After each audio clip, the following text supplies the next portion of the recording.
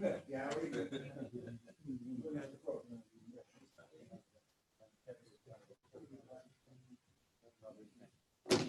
is what happens when you get old.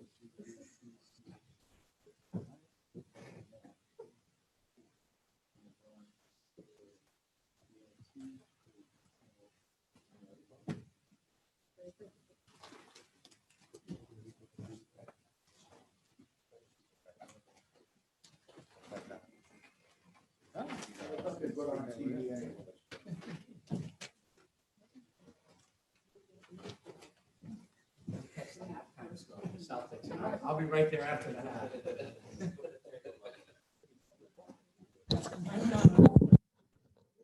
The only thing on it is Gresh. That's great. That makes sense. Okay.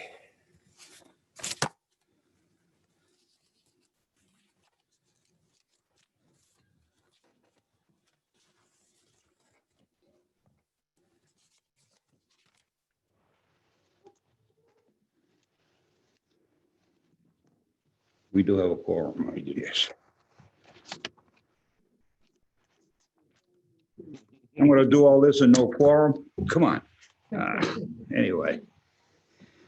Okay, 1, 2, 3, 5. That counts good. Good evening. Oh. Okay, good evening and welcome to the meeting of the Zoning Board of Review.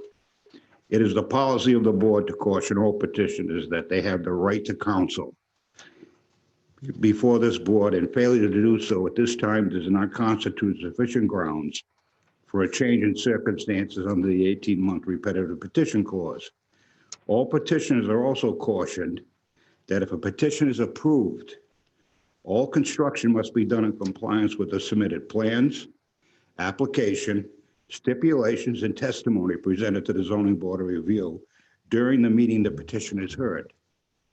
If there is any deviation of plans, applications, stipulations, and testimony after the petition is approved, the petitions will be required to revisit the Zoning Board of Review. All work that deviates from the approved plans, application, stipulation, and testimony will be ordered halted and promptly removed. This is a public meeting. Comment from the public will be heard prior to any motion at the close of testimony by the petitioner and board members. Comment will be limited to the petition that is being heard. No testimony will be heard concerning any issues that do not appear on this evening's docket. We have a 10:30 curfew. What that is, at that point, we'll make a decision to either complete the docket this evening or set up an alternate meeting to complete the docket. It's a non-smoking facility. You have to do that outside. And I would ask that if you have any conversation after your petition is heard, to use the outer chamber where the elevators are. All right, instead of immediately back here, because it reverberates and comes back in here and we may miss what a petitioner or a board member is saying. With that, I need the swearing into the zoning officer, please, Counselor.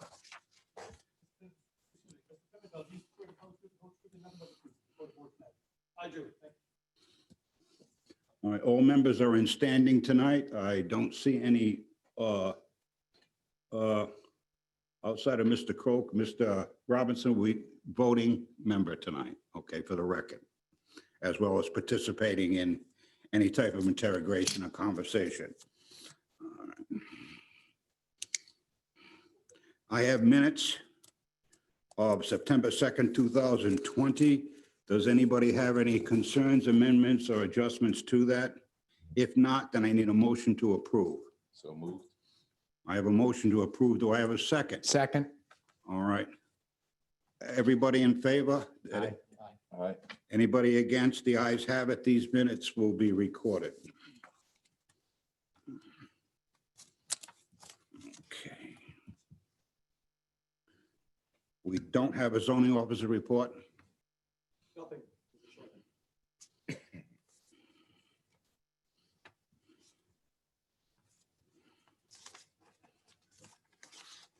On the correspondence and discussion, we have none.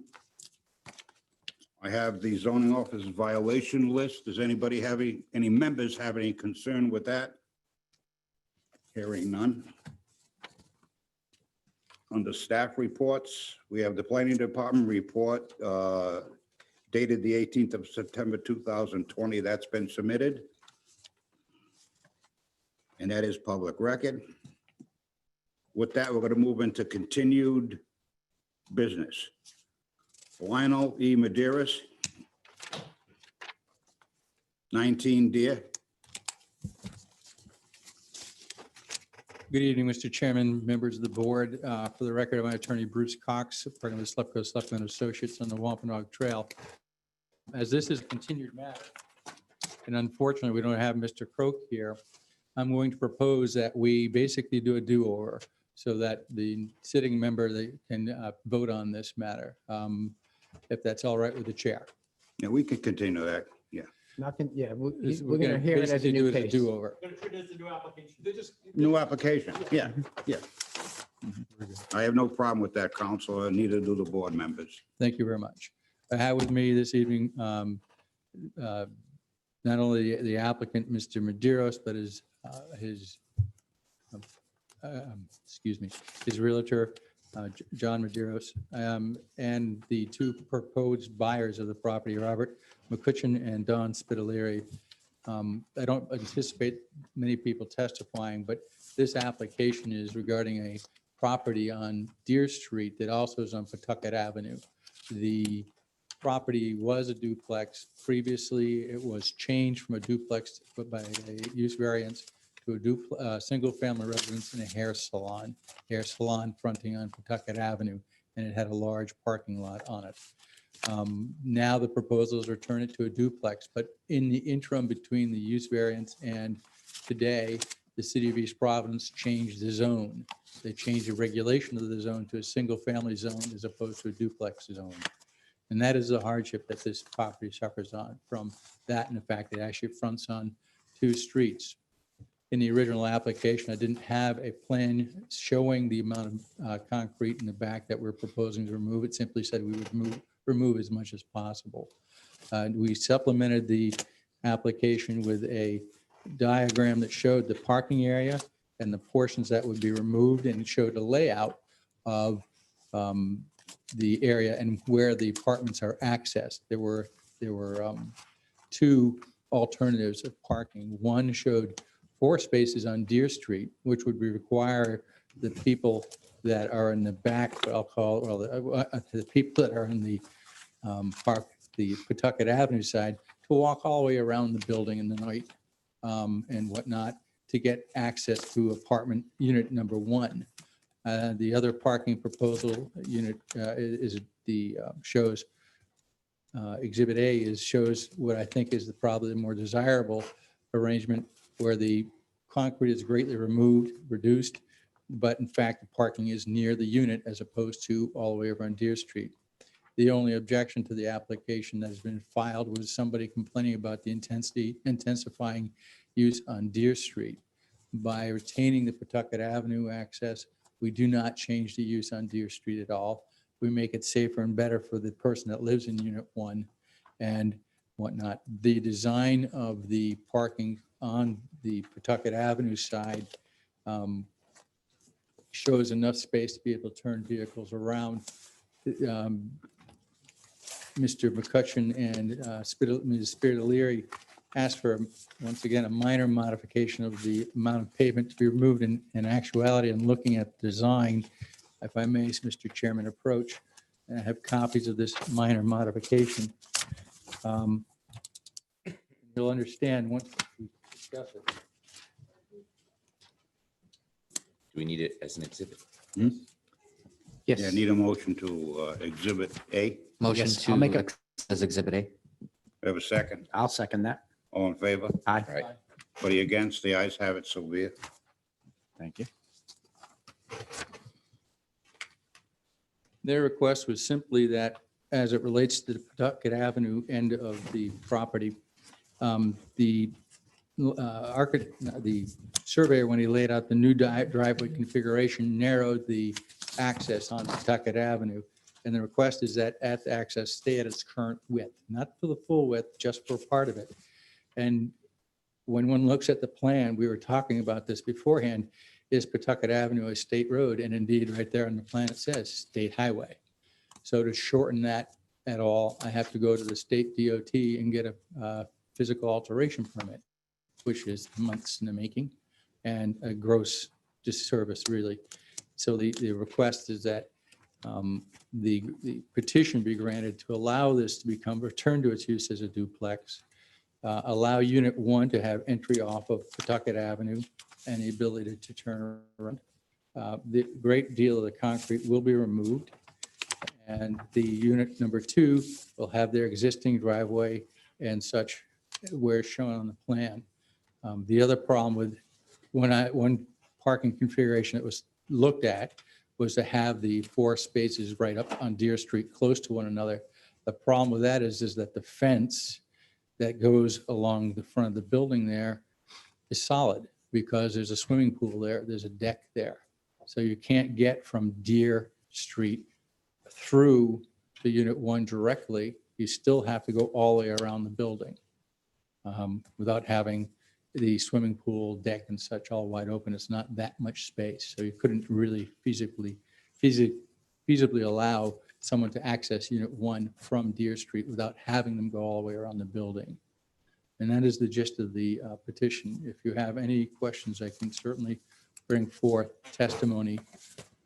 Now that we have a more complete diagram, I believe it's probably fairly clear to the board what is being sought here. This was just returning a duplex to what it had been in an area that, because of a zone change, requires a use variance. Okay, Council. You all set? I'm all set. Mr. Vogelbach. Yes. So, Council, you're proposing to keep the 19 feet that you had in the original for the access on the way in, right? On Pawtucket Avenue, only, Yeah. that's correct. It's Okay. because it also requires, physical alteration permit. Yep. But it would still taper. Okay. All right. And then everything that's not in your shaded all that concrete will be removed as you have indicated, and you'll just have the 3 and 4 parking spots with some room to come out and turn around there. Numbers 3 and 4, that's Okay, correct. good. Exactly correct. All right.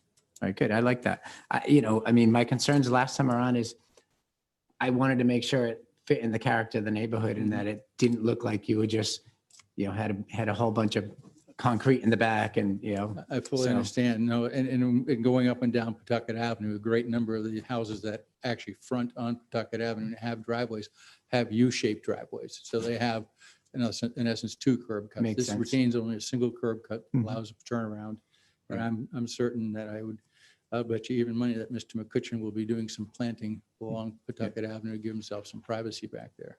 And and after listening to you and looking at it, I do think having that parking, I think Exhibit A is more appropriate, than Exhibit B. I mean, unless there was some people in the audience who really have heartache about it, I think it makes more sense, certainly, the way it's set up as Exhibit A from my perspective. That's on the original supplement.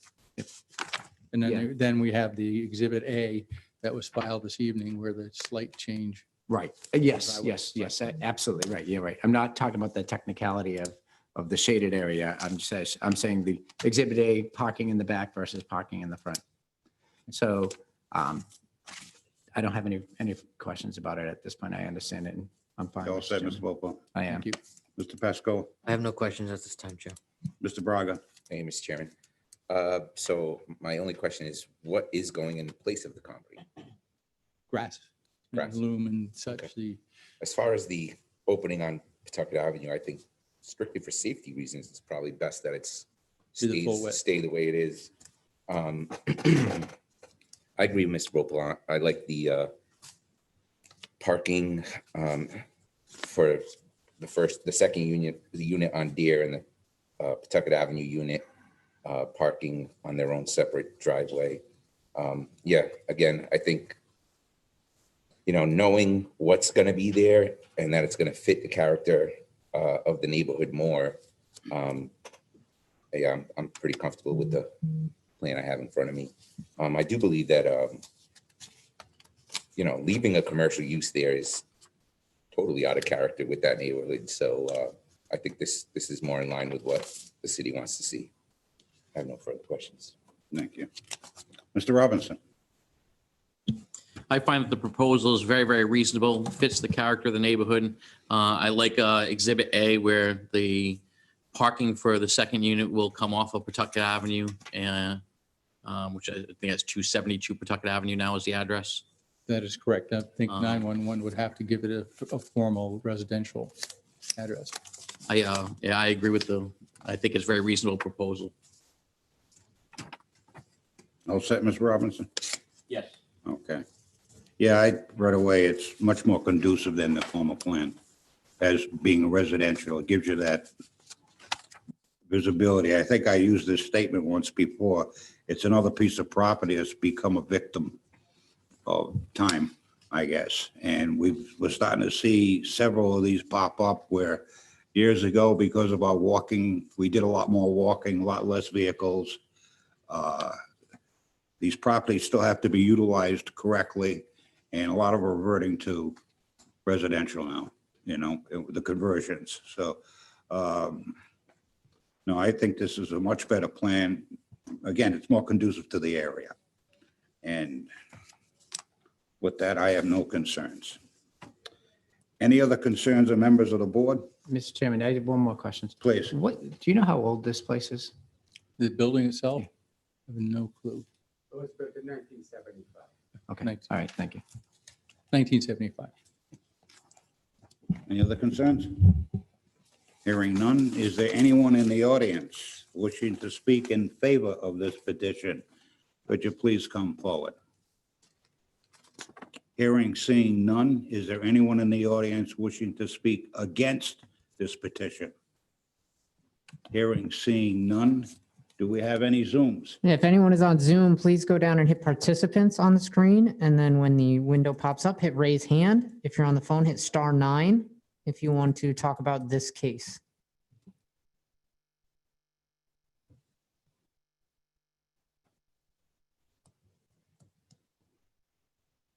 I think we're all set, Chair. Thank you. It's checking outside. Huh? Yeah, we gotta check It's outside. checking outside. Eddie, everyone? Yeah. All right. We're good. We're good. With that, a motion is in order. We're looking at a use variance. That's correct. Yes, Mr. Chairman.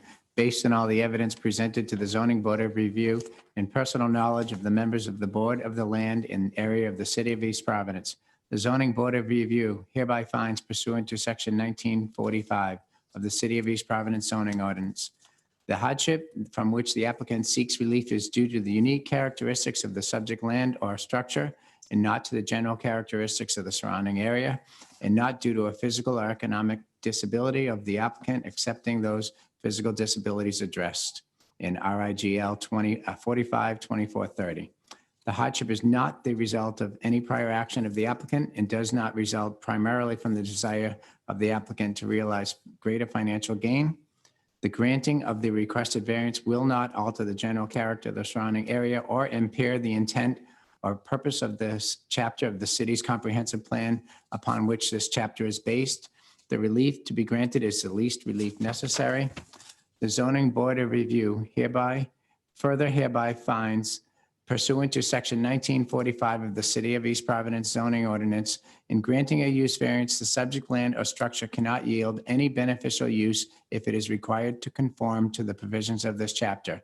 Non-conforming use of neighboring land or structures in the same district and permitted use of land or structures in an adjacent district shall not be considered in granting a use variance.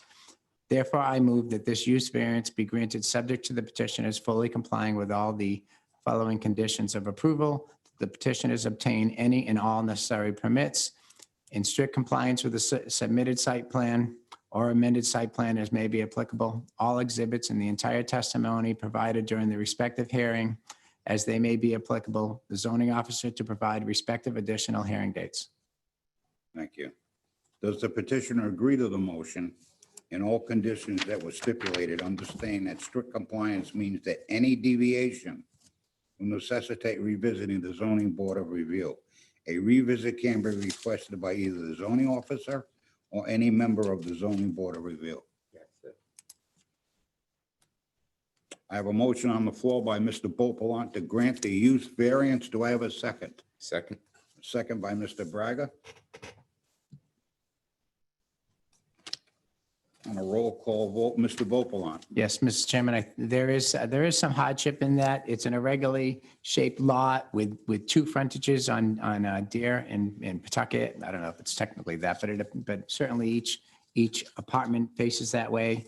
It's also currently a mixed use in primarily a neighborhood area.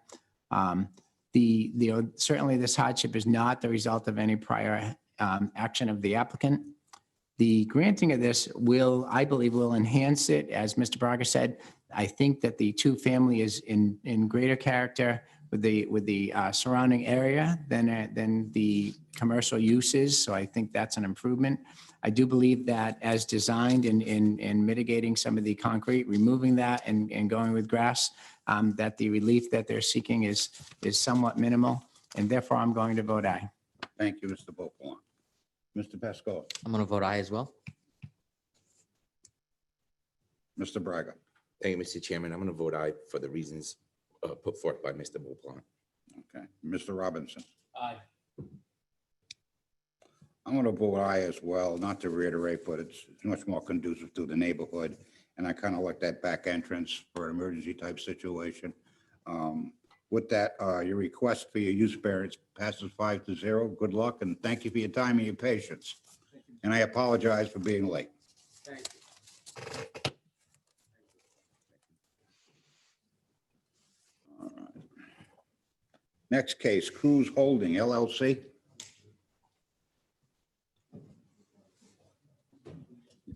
Is he out there?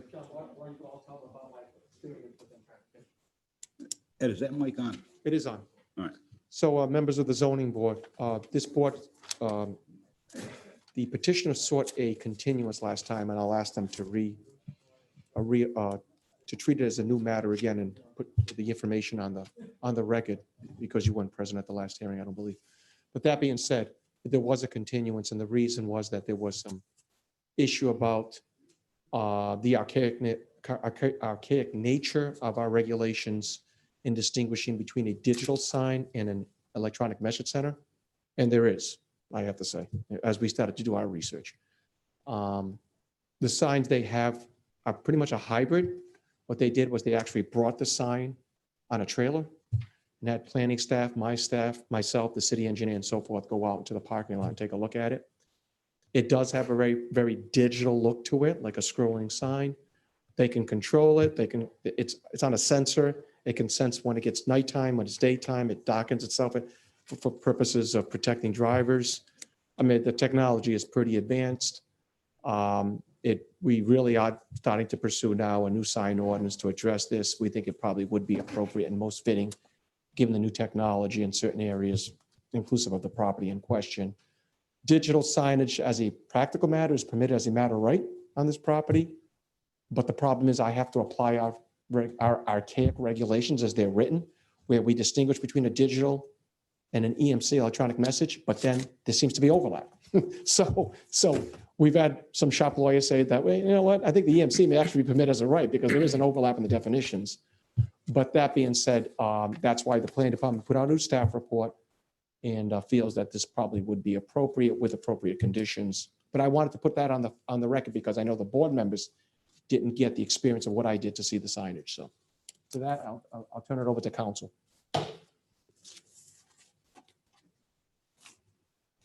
Thank you, Mr. Chairman, members of the board. John Counselor. Garrity on behalf of the applicant. As you recall, we were here last month and made a presentation with respect to testimony of the signs. Mr. Pimentel is right. It's hard to tell the difference, frankly, and I made this presentation when we were here the last time, between a digital sign on one hand and an electronic messaging center Right. on the other hand. Councilor, just, it's a technical point, but for purposes, one of our board members that was there the last time, that the former 5 is missing today, we got a new one. If you just kind of go over the facts a little bit, present as new. Okay. All right. First of all, we're establishing that we're treating this as brand new. Correct. Okay, for the record, For the record.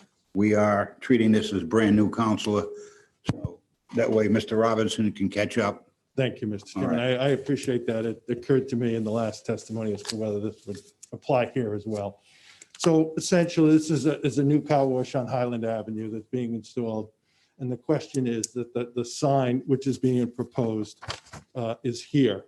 The sign, if it were to be a digital sign, complies totally with the regulations, both with respect to size and use. And the digital sign, if I may just quote, and I'm not going to take a lot of time, the digital sign is a type of sign, is a component of either freestanding pylon or monument sign that features static images that may change over a period of time, not to exceed one message change for 10 seconds, and are used to advertise to consumers in a public place, including private automobiles. For example, a sign displaying gasoline prices or time and temperature. Now, let me read to you the electronic message sign, which is prohibited in this zone. This type of sign includes, but is not limited to, television screens, plasma screens, flat screens, light emitting diode screens, video boards and screens, holographic displays. This is not intended to prohibit the use of light bulbs, neon tubes, or other light sources of internal or external illuminations as permitted by this article. This sign shall not include a digital sign as defined in section 19-442C. So there's clearly, as Mr. Pimentel had indicated, a confusion between the two. This is a static sign that's not gonna change. It's not gonna be a television screen. You're not gonna have Tom and Jerry running across the screen. It's gonna be one image for some period of time. You can determine what period of time that is. The planning department recommended a minute, I believe, or something to that effect. So there's no question with respect to that. And as we all know, it's a computer screen. So you can display anything on it, and you can have it as a digital sign, which just displays one image over a period of time. You know, the old time and temperature signs over a bank, which showed you the time and the temperature of the gasoline prices, is permitted.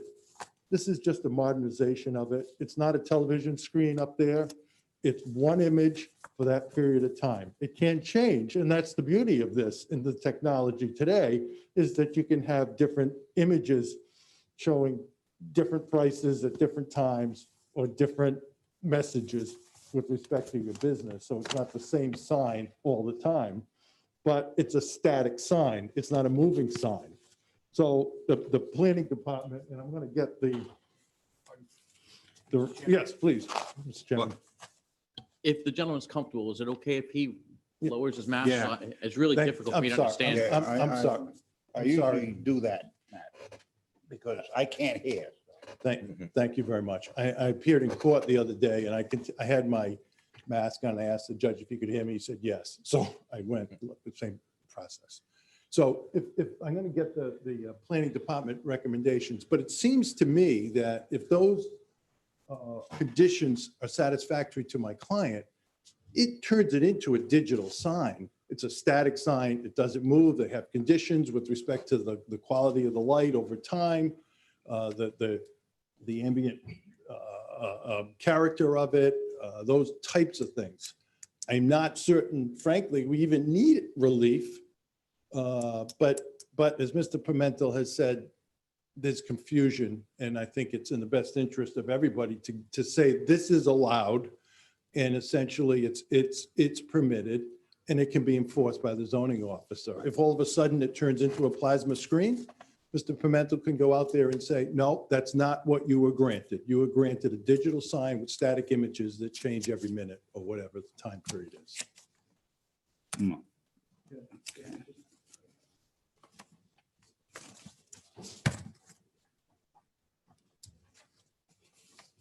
So, Mr. Chairman, for the record, if I may, just indicate what these provisions are that the planning department has recommended. All messages displayed shall remain static and unchanged for a minimum of 10 minutes.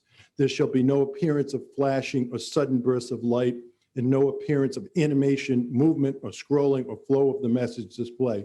There shall be no fading of images.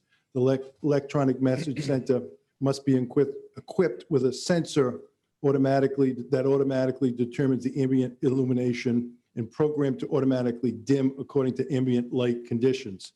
The electronic message center must be illuminated only during the normal business hours of operation of the business, during which the business is open and available to customers. No later than 1 hour after sunset, the luminance levels shall not exceed a maximum of 30 luminances CD/M2, whatever that means. So I think it's clearly an intention to recognize that there is some technology that can be appropriate in this area, so long as it's not flashing and illuminated in a manner that's dangerous to the public.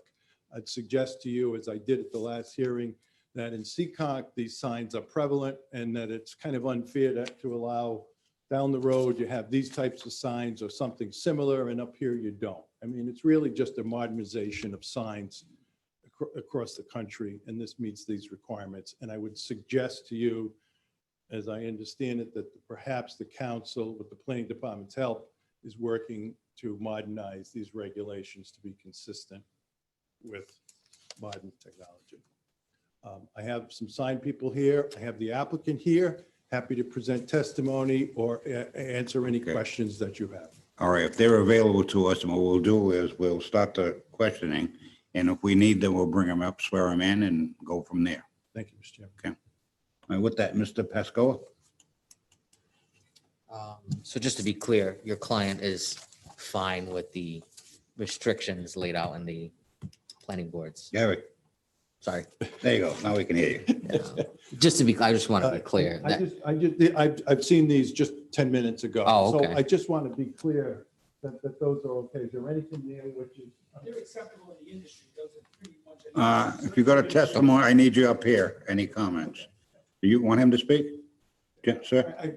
I got what he, Oh, I okay. can relate to the board. They are They're pretty acceptable. acceptable. The only question I had is that it's not illuminated only during normal business hours. The only question I have is whether or not, someone's sign can be on when they're not open for business. That would be the only suggestion that I would make that's different from this.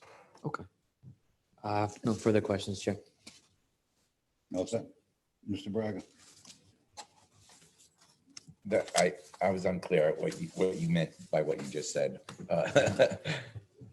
So one of the conditions is the electronic message said must be illuminated only during normal business hours of the operation of the business, during which the business is open and available to the customers. Okay. If it was me, I'd say, well, why can't it be on in a reduced level later at night so that if people go by when it's not open, they can see the sign still. Gotcha. That's my only point.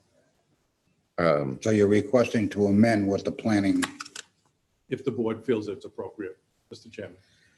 So your client is accepting all of these conditions as conditions of approval, and we can alter that last one that we just discussed. But is that Yes, that's the sir. case? Mr. Braga. I mean, I to be honest, again, I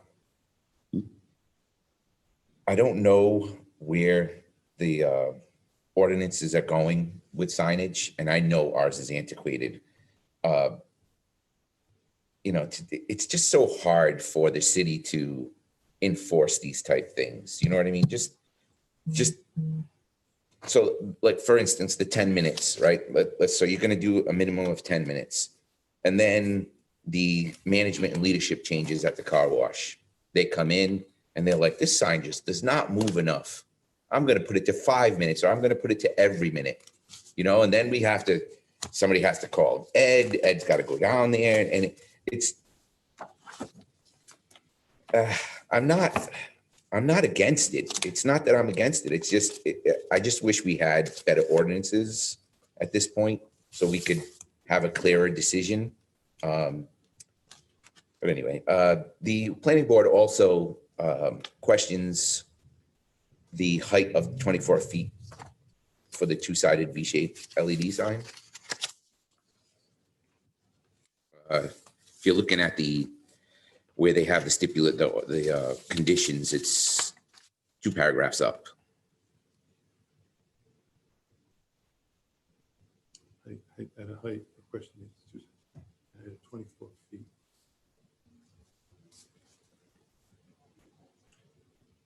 Well, the only point I think I would make is that that's consistent with the ordinance. I mean, it's consistent.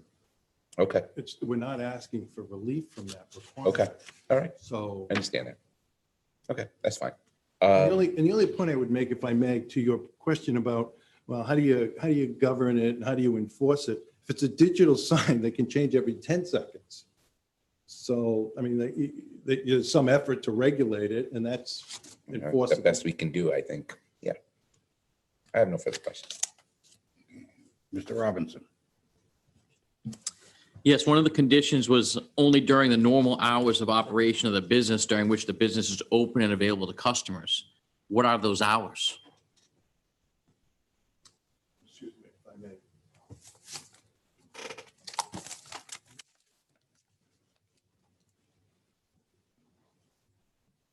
8 to 8. 8 a.m. to 8 p.m.? That's correct. 7 days? Yes, sir. Now, I wonder if, are they going to have coin-operated machines that are open and available to customers outside of those hours? So that people can come in and vacuum when staff isn't there? Then technically you would be able to claim, well, we're open and available to customers. So now we're open 24 hours a day, 7 days a week. And that would kind of go against the intent of the only during normal business operating hours. So right now you're telling me that it's going to be 8 a.m. to 8 p.m., 7 days a week? So let me have the owner and applicant testify as to what it's going to be open, because I don't know, and I don't want to misspeak. Mr. Cruz, you need to be sworn. Cruz, you swear to tell the truth, whole truth, and nothing but the truth in the testimony you're about to give the zoning board this evening? Absolutely. So, Mr. Cruz, you are the owner. Francisco Cruz? You are the owner, and you are the owner of the car wash. Correct. The owner of the property and the operator of the car wash. You're gonna have to get closer to the microphone. Yeah, get a little closer. Correct. Sorry. Okay. Can you tell the board the hours of operation and whether or not there are coin-operated facilities there that are going to be available during non-opening hours, so to speak? So to keep the value of the property up and not having everybody just shoot up whenever they want, it'll be 8 to 8. It will have a gate to be closed. We do have 2 auto pay stations, but I'm not running it, at 24 hours. Okay, thank you, Mr. Cruz. Okay. That's the only questions I have at the All moment. set. Mr. Bopalon. Yeah, Council, my concerns are similar to Mr. Braga's in that. Your mic on? It is now. It's similar to Mr. Braga's in that I would prefer, especially for a use variance, that the city, change its ordinances and approve and regulate what they want instead of me determining it necessarily on the zoning board and having to expect, the zoning officer to always look up and say, oh yeah, no, this one's 10 minutes, but the one they approved last week is 12 minutes. And this one's only 6 minutes because it's at a low density place. Or, I do find it very difficult to really ask that. I'm not sure how reasonable it is to do that. So digital is allowed. Did you consider what was the downside of a digital sign? I think the new technology, when you go and you purchase a sign, is you buy an electronic message sign. Mhm. I guess I would suggest to you that the old time and temperature signs are probably not manufactured anymore. And they look old fashioned and don't give the appearance of a modern car wash. if you will. Yeah, I guess I wouldn't disagree with that either. All right. I'll continue to listen to things. I have no questions. Thank you. You all set, right? You all set? Yes. Okay.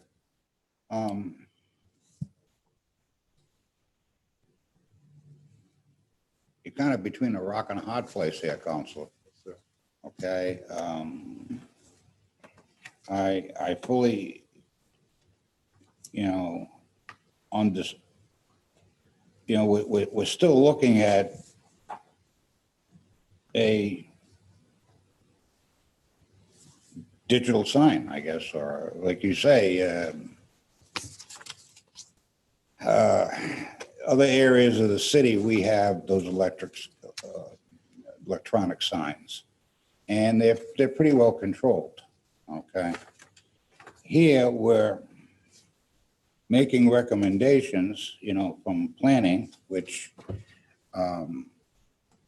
I tend to agree with what they're doing, but again, and we're trusting the onus of the other people to do it, okay? But the last thing I want is the zoning officer out there, every other day running around trying to enforce this thing.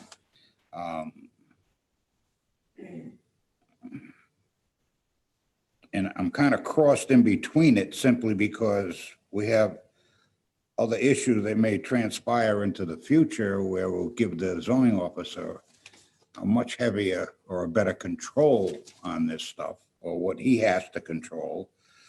And I'm kind of twixt in between.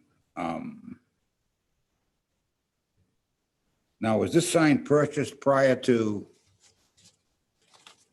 your coming before the board, or?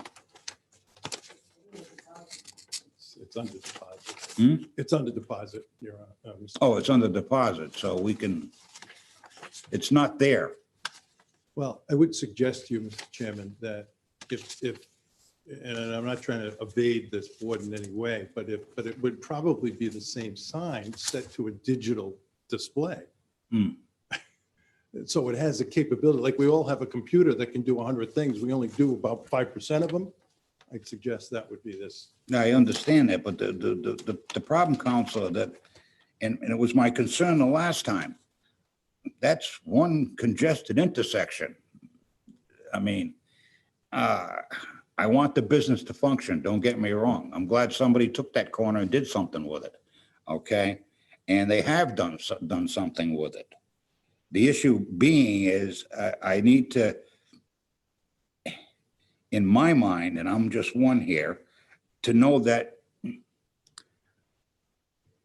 I have an intersection that is very busy, very fast intersection, and I'm concerned about the safety of it. And that's my whole concern on it. And, until we can come up with a better ordinance for this, all right? Unfortunately, that's our problem, not yours, okay? I have to have that in my mind. And I don't want to leave a business behind either, and have them deprived of their awareness, okay? Which is important, Mr. Chairman, for a car wash. If the sign was, another 2,000 feet up the road where I'm on a full straightaway, maybe that's a different situation. The problem is I've got that feed coming in from three sides, which is very heavy. We have the emptying of that main commercial area in Seekonk, and we have the entrance of our city going into it, as well as pulling it from the Seekonk area and the Waterman Avenue area, okay? So it's kind of a, it is a mess. Like I said before, I've done details there. And believe me, I'd rather stand in the middle of Warren Avenue, Pawtucket Avenue any day of the week, or Bayview Academy personally, than stand there. I've done that thing a few times. You just can't keep up with it. It's so bad. There's a lot of car count in there. And I just don't want a lot of distraction. And that's my concern there. I feel a little more comfortable that I have the issues that the planning department put in here, okay? And with it, but and I want to see that business function. But I need some type of a little more reinforcement that we can adhere to what they're requesting. I guess is my point. And I understand that you want to expand it. I'm hoping in the future we can get to a place where we don't have to have this discussion because the ordinance will take it for us.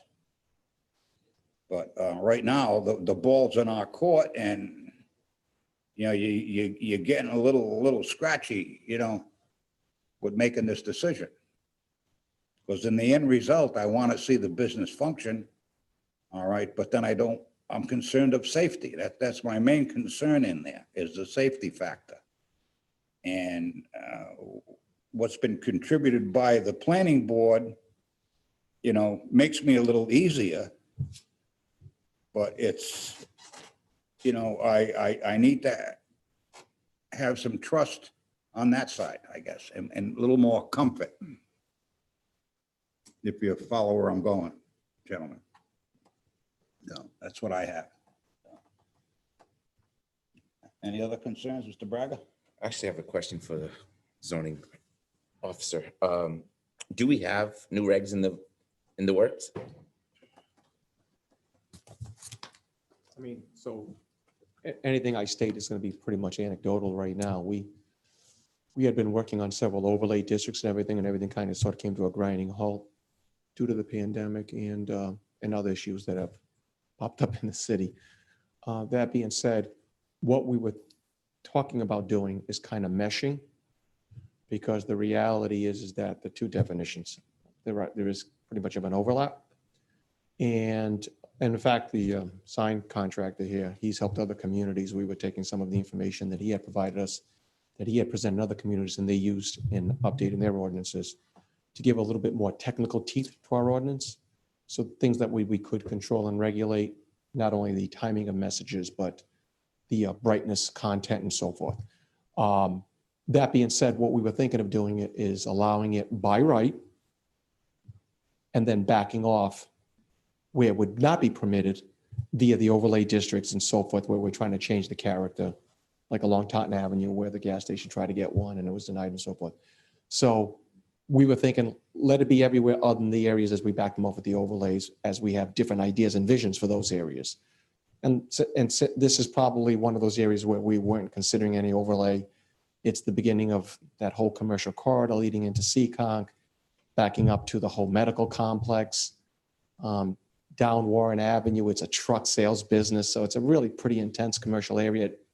It abuts 195 and so forth. So this was one of the areas where we were probably going to allow it as a matter of right. And we already control the dimensions of it in our table anyway. So the C3, C4, C5, which are our more intense commercial corridors, already allow digital at a certain ratio. So I don't think we were going to touch those. I think that would control the overall scale and massing of it. But the C1s and C2s, which is tucked more into neighborhoods, and where pretty much it's kind of where the overlay corridors are, the Waterman Avenues, the Taunton portions, Taunton's, that's where we would back off and say we don't want to see digital, or, well, in this case, it would be a hybrid of the two. We don't want to see these kind of electronic signs. My other question is, let's say, just hypothetically, that we grant with all these stipulations, and then the ordinance changes, and it's not as restrictive as our, as the stipulations that we're putting in. What happens then? Sure. So for example, up until 2001, you could have a 2-unit in the R3 district, provided you had a certain amount of land area. So up until 2001, people at R3, they introduce a 2-family, they meet the criteria, we issue a building permit. Subsequent to 2001, we said we don't want to see duplexes in the R3 anymore. Anything that was in existence up until that ordinance amendment was by right. The ordinance amendment comes along, locks it in because you've got property rights, and you become a pre-existing illegal non-conforming land use. Alternatively, you can't have a 2-family in the R3, they come from a use variance. But we say, you know what? There's so many of them, let's just make them appropriate, right? But these 2 families were by conditions, and these guys can put them in by right. The conditions get washed away. It's a by right land use. You can't be imposing conditions on somebody, and somebody else can do it by right with no conditions. Okay. So the reality is, if the conditions you impose are more restrictive, and then the ordinance comes along and amends it, and makes it more relaxed, then they have the right to operate under the amendment. But if the amendment still has restrictions that are even more restricted than what you imposed, the variance runs in perpetuity with the land. Okay. So they've got the right to operate under that variance. Thank you. You're welcome. Okay. I agree. If I didn't, I would have said so also. That's all I have. That's all you have. Any other further questions? All right, so I'm to understand you're willing to agree to these conditions Yes, Mr. Chairman. and your client. Yes, Mr. Chairman, with the exception of the one I talked about, if the board feels appropriate to do that. That one is, No, you're asking for exception or? the board feels it's appropriate. I just don't know. Sometimes you see, so that when people go by at 10 o'clock at night, they know there's a car wash here and it's not, the sign's not totally dark. But if it raises any issues for the board, then forget it. Mr. Chairman, Yes. I agree with the planning department's recommendation of only during normal business hours, which Mr. Cruz stipulated would be 8 a.m. to 8 p.m. There's a hotel right there. There's the old folks home right around the corner. We don't need more lighting when they're not in business anyway. I have driven by there and it's a beautiful, they've done a great job fixing it up. It's very flashy. It's very obviously a car wash. To advertise that the car wash is in fact a car wash, I think it's pretty self-explanatory just driving by. All the, looks like they're kiosks for vacuums that have the overarching, with a bright orange, right along the roadway. It's very, very obvious. It's essentially signage for a car wash without technically being signage. So I very much agree with the planning department's view that the sign should only be illuminated and operating during their operating hours. No objection. Also, the message displays remaining static and unchanged for a minimum of 10 minutes. I think that's very, very lenient. If I remember correctly, when we started designing the sign ordinance, it had a lot to do with the movie rental place across from the high school, which was very, very illuminated and flashy and really didn't fit the area. I mean, it was just, and it's a very commercial area, but it was very, very bright. There's a lot of other communities that don't allow any types of signs. I think 10 minutes is, so it doesn't change for at least 10 minutes. I think, again, that's kind of lenient. We have a lot of traffic. We don't want people looking for the next change of the sign rather than the next change of the light or pedestrians crossing.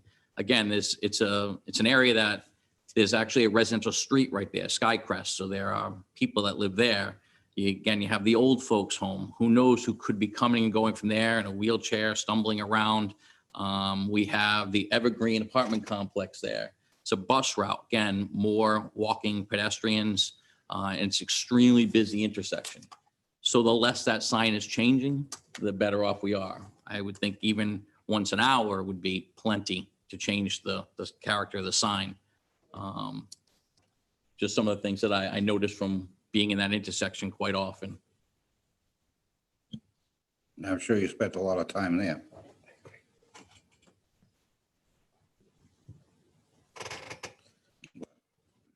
Very good points, Mr. Robinson. Anybody We're else? getting, Mr. Chair, we're just getting into the weeds. How about would 15 be okay? Would 15 would be fine. that be fine? Anybody? I'm fine with, yep, fine with it. I'm fine with 10, I'm fine with 15. Yeah. Hopefully it'll grow on them, the people there going through it, but any other concerns, questions? Mr. Chairman, you're going to add public comment? Yeah, I'm want to make sure they're done. All right, we're good there? Okay. Council, you're all set? I am, Mr. Chairman, thank you. All right. With that, is there anyone in the audience wishing to speak in favor of this petition? Please come forward. Hearing, seeing none, is there anyone in the audience wishing to speak against this petition? Hearing, seeing none. Zoom. If anyone is on Zoom wants to talk about this petition, please go to participants and on the window that pops out, hit raise hand. If you're on the phone, hit *9 to raise your hand.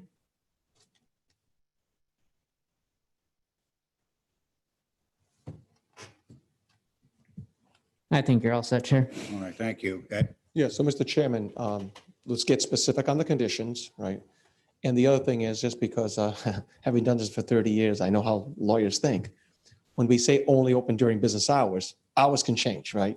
8 to 8 could become 8 to 10. So if that's what you want, give a specific time frame rather than saying business hours. Because if the hours change, then they're right to keep it open for the additional hours that they're open. So As part Right. of, as part of your conditions, give a Stipulate. specific time frame. Because open at business hours, if they want to stay open 24 hours, then hey, that's business hours. So, okay. Well, just so you know that we don't allow 24-hour operations in the city. There's an ordinance that prevents someone from being open 24 hours unless you're a essential business like a drugstore or a gas station. So there's no 24-hour operations except this would not apply for a 24-hour operation. So they he would could not, have he to- could not be open 24 hours under the city ordinances currently.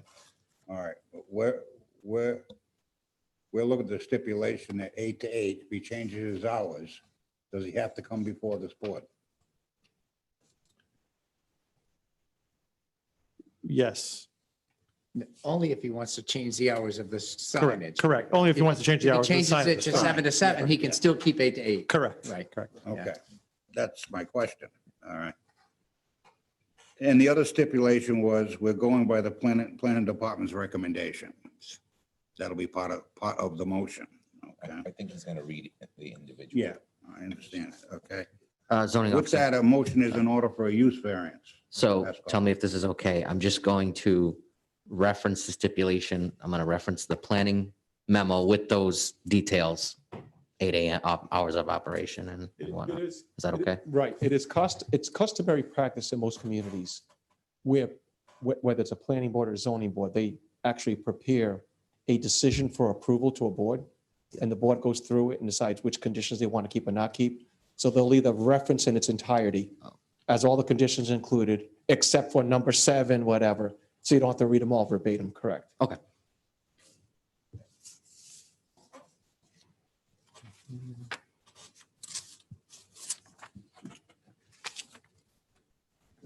That being said, the only thing is you gotta make sure that about the business hours, you get specific a time frame. Yep.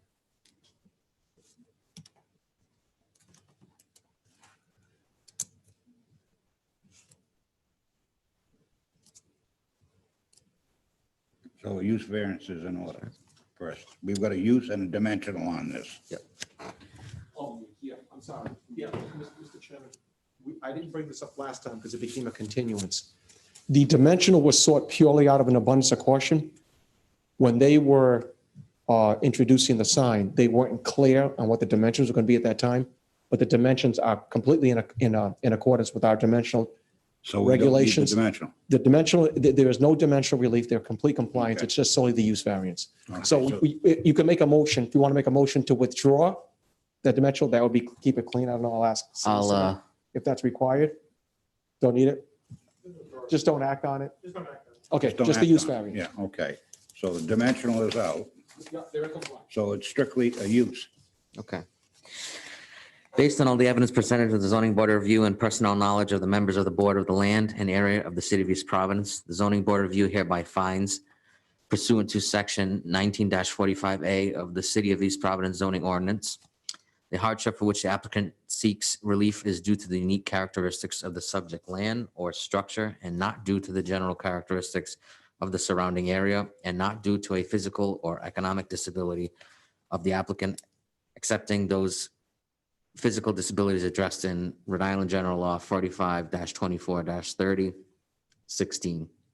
The hardship is not the result of any prior action of the applicant and does not result primarily from the desire of the applicant to realize greater financial gain. The granting of the requested variance will not alter the general character of the surrounding area or impair the intent or purpose of this chapter or the city's comprehensive plan upon which this chapter is based.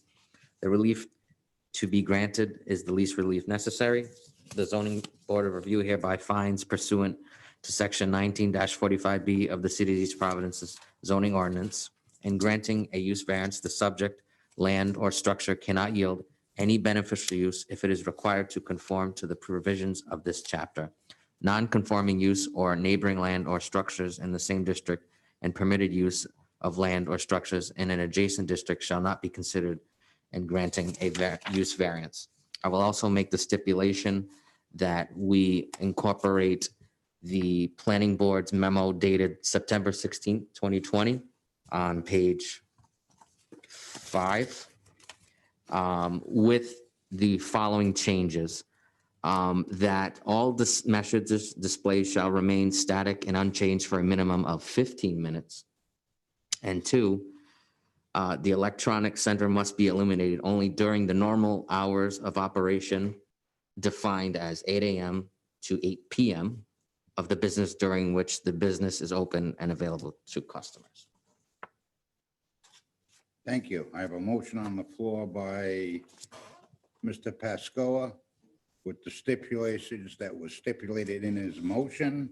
Does the petitioner agree to the motion and all conditions just stipulated? Understand that strict compliance means that any deviation will necessitate revisiting the zoning board of review. A revisit can be requested by either the zoning officer or any member of the zoning board. Yes. Yeah, we agree. Do I have a second? Second. Second by Mr. Bopolant.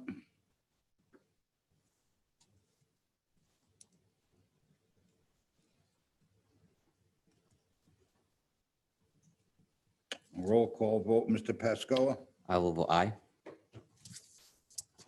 Mr. Braga, Thank you, Mr. Chairman. I'm going to vote aye as well. I believe that because of our integrated ordinances, that is why we're actually hearing this. And I think with the stipulations put forth by the planning department, that we've taken the safety of that area into consideration. Therefore, I vote aye. thank you. Mr. Robinson. I vote aye. Okay. Mr. Bopolant, Yeah, Mr. Chairman, I'm really not a fan of this. I think the city should be changing it with its ordinances. Although with that said, I do appreciate the changes that the applicant made. I think that they're keeping it as static as really, as can be expected. I think certainly for 15 minutes, and during the business hours stated. So I'll vote aye as well. thank you. Again, I'm not comfortable in this area, and I think it's because of the differences on our side of the table, not yours, okay? So I'm comfortable making a mutual agreement based on the stipulations that are put forward with this, that in the cooperation from both sides here and us getting our work together, hopefully someday we'll all be on one page. So with that, I'm going to vote aye. So your request for the sign passes 5-0. Good luck and thank you for your business. Thank you. I promise you I won't have the road runner going home across. We appreciate that. Thank you, Mr. Chairman. I appreciate your time. Thank you. Mr. Chairman, can we take a 5? On the Before five? we do that, before we do that, because the next matter is going to be continued automatically. Okay, Let me all take right, care of that yep, first. Because there's probably people that may be on. Have you been putting stuff in the folders, Mr. Chairman? Yeah, Excellent. Thank you. yeah, everything is in there. Imagine that. No, everything's, all papers, in. Exhibits, everything. Good job. Okay, we have Alberto and Maria De Silva. Yes, Mr. Chairman, this is the third matter under continuance before we get to new agenda items. Oh, what time was that scheduled for? 6:30. Okay, so what happened with that was, because similar to the last time, that has yet to receive the necessary minor subdivision approval. It was reviewed at the planning board, but they just never got around to render a motion on that. And as a matter of law, they can't proceed onto the zoning board until it achieves that first stage of approval, that master plan approval. So that being said, I would request an automatic continuance to your next meeting, which is October 14th. My understanding is it's been continued and scheduled for the planning board on October 13th. So depending on a successful outcome there, then they can be heard on the 14th. So if I could have a motion to continue that to a date certain, that date certain being October 14th. Okay, Yeah, I finished the calendar today. The ad went out today. Made room, there's 3 continuances. And I left a couple of items already off to November, and I put on another 5 or 6 new ones. So we have about another, I don't know, 6 to 9 items in October 14th too. We just got so much coming in. I mean, and big developments coming in. I mean, some of these developments and really good developments and good locations, I'm getting them in last minute because we just don't want to lose the developments, the opportunity. That being said, I already got a couple of carryovers to November, but yeah, it is on for October 14th. And I specifically made room, already knowing the date after the planning board hearing when it didn't get, that it had to be continued to that date. So, So I make a motion to continue to, which is 50 Fenmore? Yeah. To the October 14th. no, meeting. yeah, 50 Fenmore. Second. All right, I have a motion on the floor, continue 50 Fenmore Street to October 14, 2020. Second by Mr. Robinson on a roll call vote. Mr. Bopalan. Mr. Robinson. Aye. Mr. Braga. Aye. Mr. Pascoe. Aye.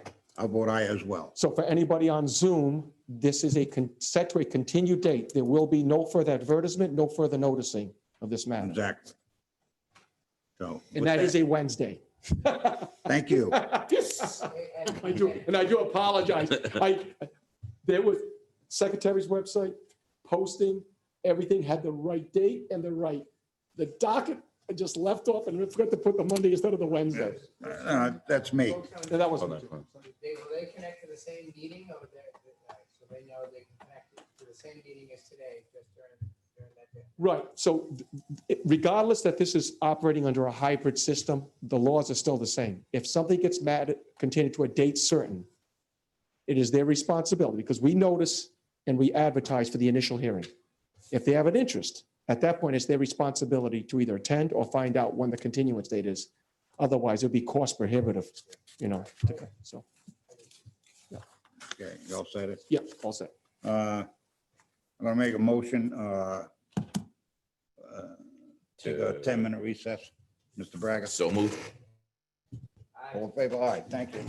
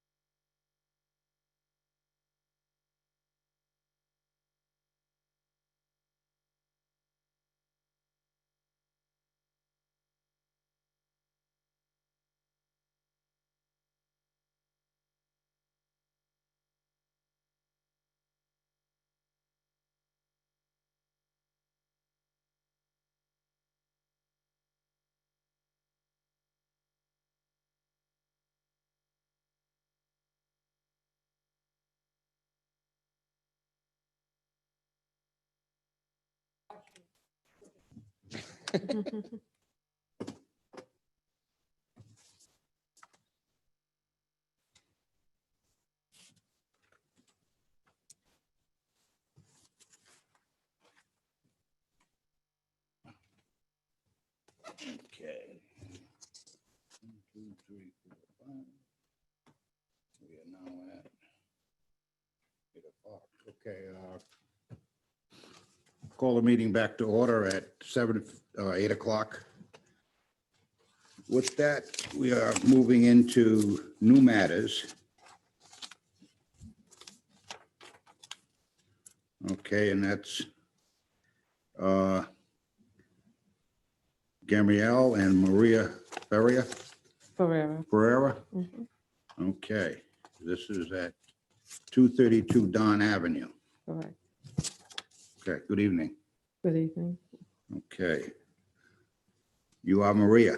Yes, Okay. Now, I guess you're requesting permission, all right, to introduce a rear deck. yes. Mhm. Okay. Yeah, you're gonna have to be sworn in. I'm sorry, that's my mistake.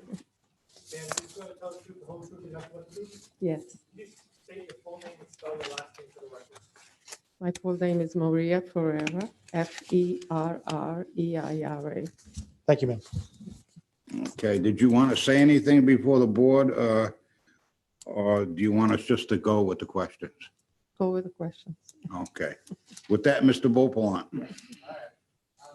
So I couldn't get around your house to see, how much room in the neighbors and things like that, from that. Thank you again. God, I'm losing it.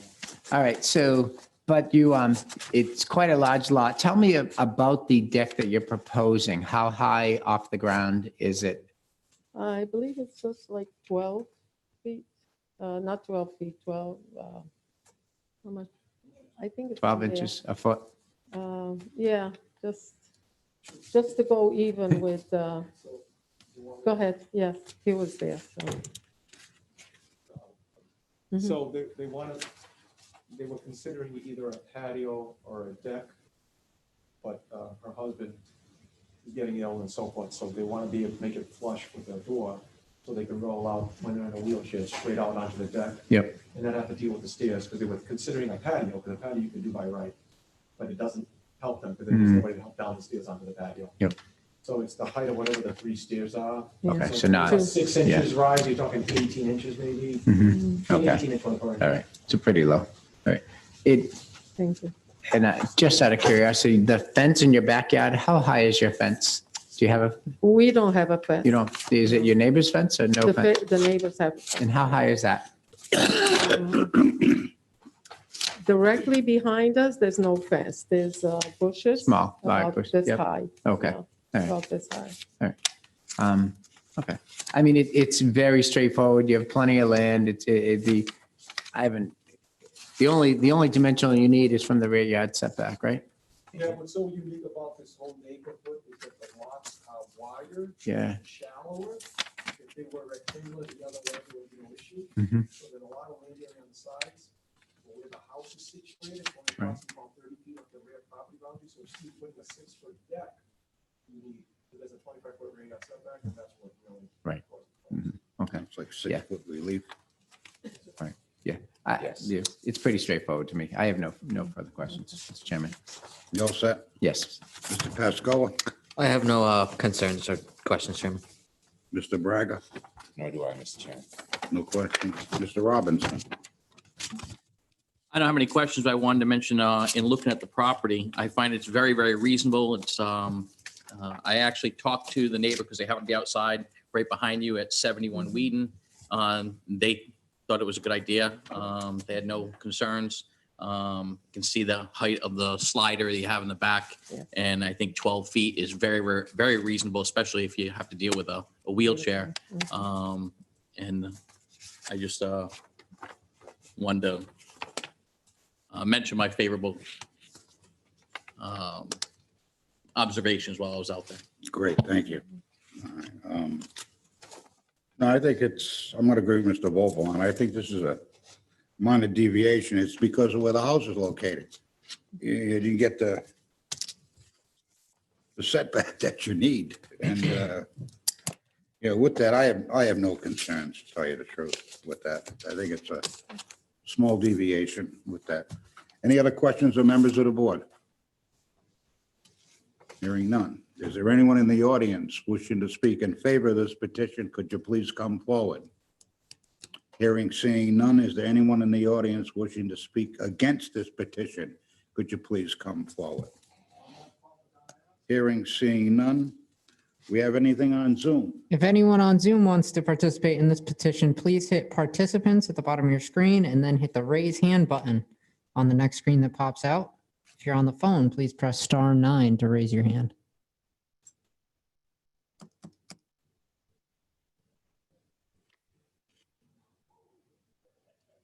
All set? Okay, nothing on Zoom? Ed? Eddie? All right. We have no one outside with that. With that, there's a motion in order, Mr. Opalance, a dimensional variance. Yes, Mr. Chairman. Based on all the evidence presented to the zoning board of review and personal knowledge of the members of the Board of the Land and the area of the city of East Providence, the zoning board of review hereby finds pursuant to section 1945 of the city of East Providence zoning ordinance, the hardship from which the applicant seeks relief is due to the unique characteristics of the subject land or structure and not the general characteristics of the surrounding area, and not due to a physical or economic disability of the applicant, excepting those physical disabilities addressed in RIGL 452430.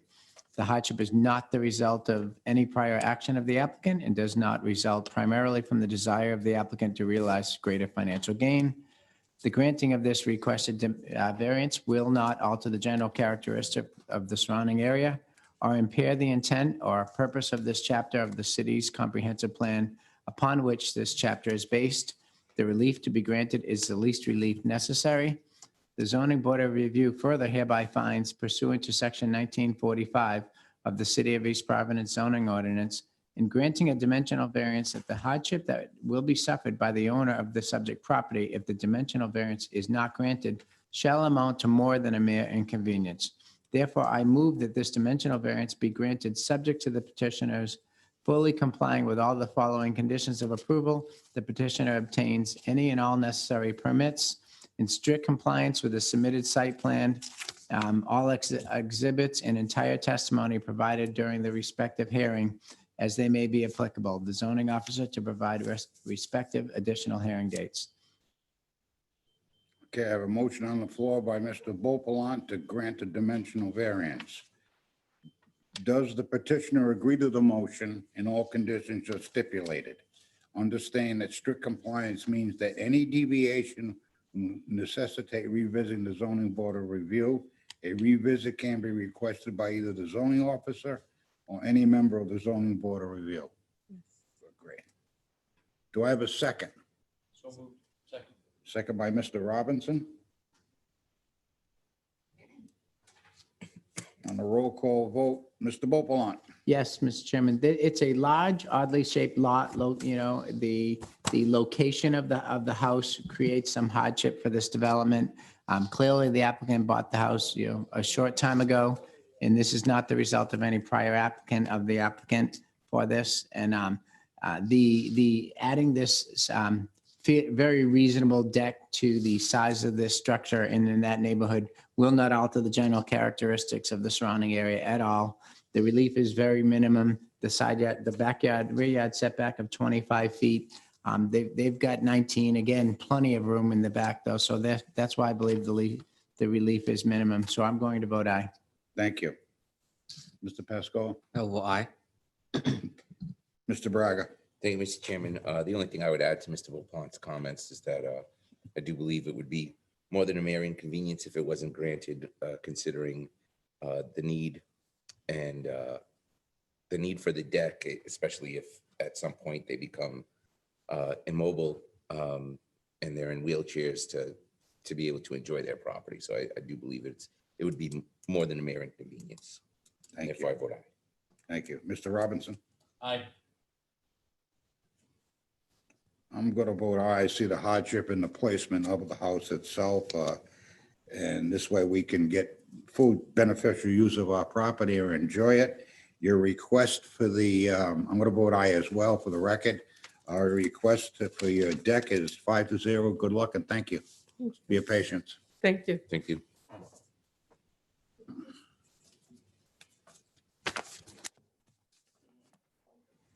Next case, 59 J Street.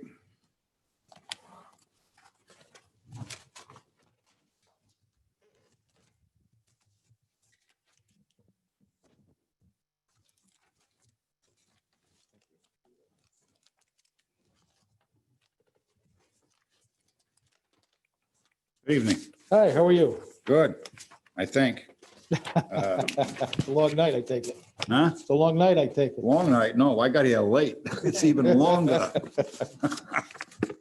Anyway, did you want to make some type of a presentation or I do you think you want us have the just to go plans. at it? I believe you have the plans in front of you, right? The proposal. Yeah, can you're together, same Yes. house? Yeah, he's for She's a- contract. I'm I'm the the owner. contractor, she's the owner. I'm the owner.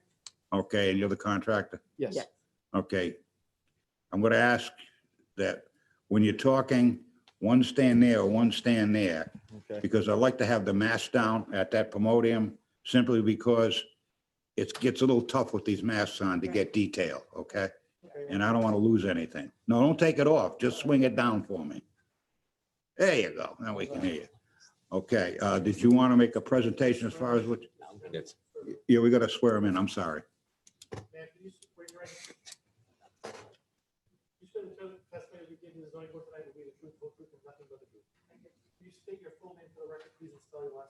Betsy C. Quigley, Q-U-I-G-L-E-Y. I should also say that you have the spelling of my first name correct. B-E-T-S-E-Y.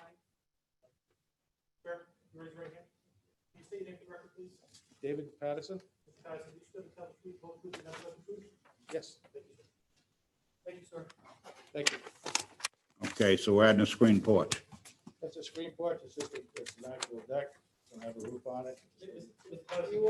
I need you up there. There you go. Oh, okay. Oh, that sounds a little better. Yeah, it's pretty much a 18 and a half by 18 and 4 inches deck that's gonna have screens all the way around. It's like a screen porch. It's a screen porch. All right, it's not going to be closed in with windows, No windows, all not a, screens. not a 4-season, 3-season room? No. Okay. No, nothing fancy like that. That's what the relief that we're asking for is on the side. It's supposed to be 20 feet. We have about 15 feet the way it looks. The garage sticks out about a foot more. I tried to keep it in about a foot inside that. Inside the garage, so it goes out about 18.6. Then it comes out the same height. It's going to come from the same top part of the roof, and come back the other way perpendicular. So it's not going to be the same height, 15 feet high. Great. Mr. Beauplan.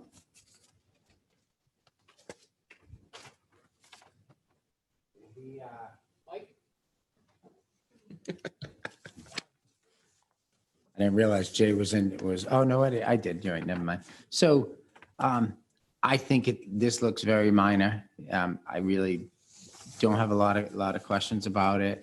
You basically explained what I was curious about, just all screened in, basically. What? Yeah, how high off the ground is it? 2x6 construction. Yep. You already see what kind of concrete piers that are going to go in there. Yeah. Pretty much cut and dry. Yep. Yeah. How high off the ground is the porch? It's going to be 15 feet. The gable's going to Yeah. match the same size as the Yep. garage going. It's gonna be Okay, it will perpendicular. be aligned then. All right, good. Yep, I have no further Yep. questions. You all set? I am. Pascal. I have no questions, Chair. Right. Is it a cement slab or, No, we're going to have piers. There should be. okay. I know, I'm kind of back and forth. Sorry about that, fellas. Yeah, So you're gonna have piers. yeah, it's going to be piers. You'll see a couple of larger The ones existing too. deck has piers as well. Yes. It's gonna be even right Yep, across. all, yep, about 6 inches off the grade, all the way around. Yeah, I agree with the comments so far. It seems minor. The setback already exists. You're just extending it a little further down the side, right? Right, Because the garage setback is actually Actually, the garage is closer to the Yes, neighbor. exactly. and So I brought it in a little bit. So yeah, I think it's a minor modification. I do believe it's least necessary. I don't have any problems with it, Mr. Chair. Thank you. Mr. Robinson? No questions this time. None? Okay, it leaves it up to me. I think I asked mine so far. It's roofed. It's not going to be a three-season room. It's, No, there'll be no heat. There'll be some electric, for a fan in there and some safety lights for the backyard, that kind of a thing. Maybe a couple of plugs for, lamps or something of that nature, but that's about it. okay. Any other further questions? None? Okay. Let's see. This is, where are we at? Dimensional yet. Anyone in the audience wishing to speak in favor of this petition, could you please come forward? Hearing, seeing none. Is there anyone in the audience wishing to speak against this petition? Could you please come forward? Hearing, seeing none. Zoom? If anyone has a comment for this petition, please hit participants at the bottom of the screen. When the next window pops out, hit raise hand. If you're on the phone, please press *9.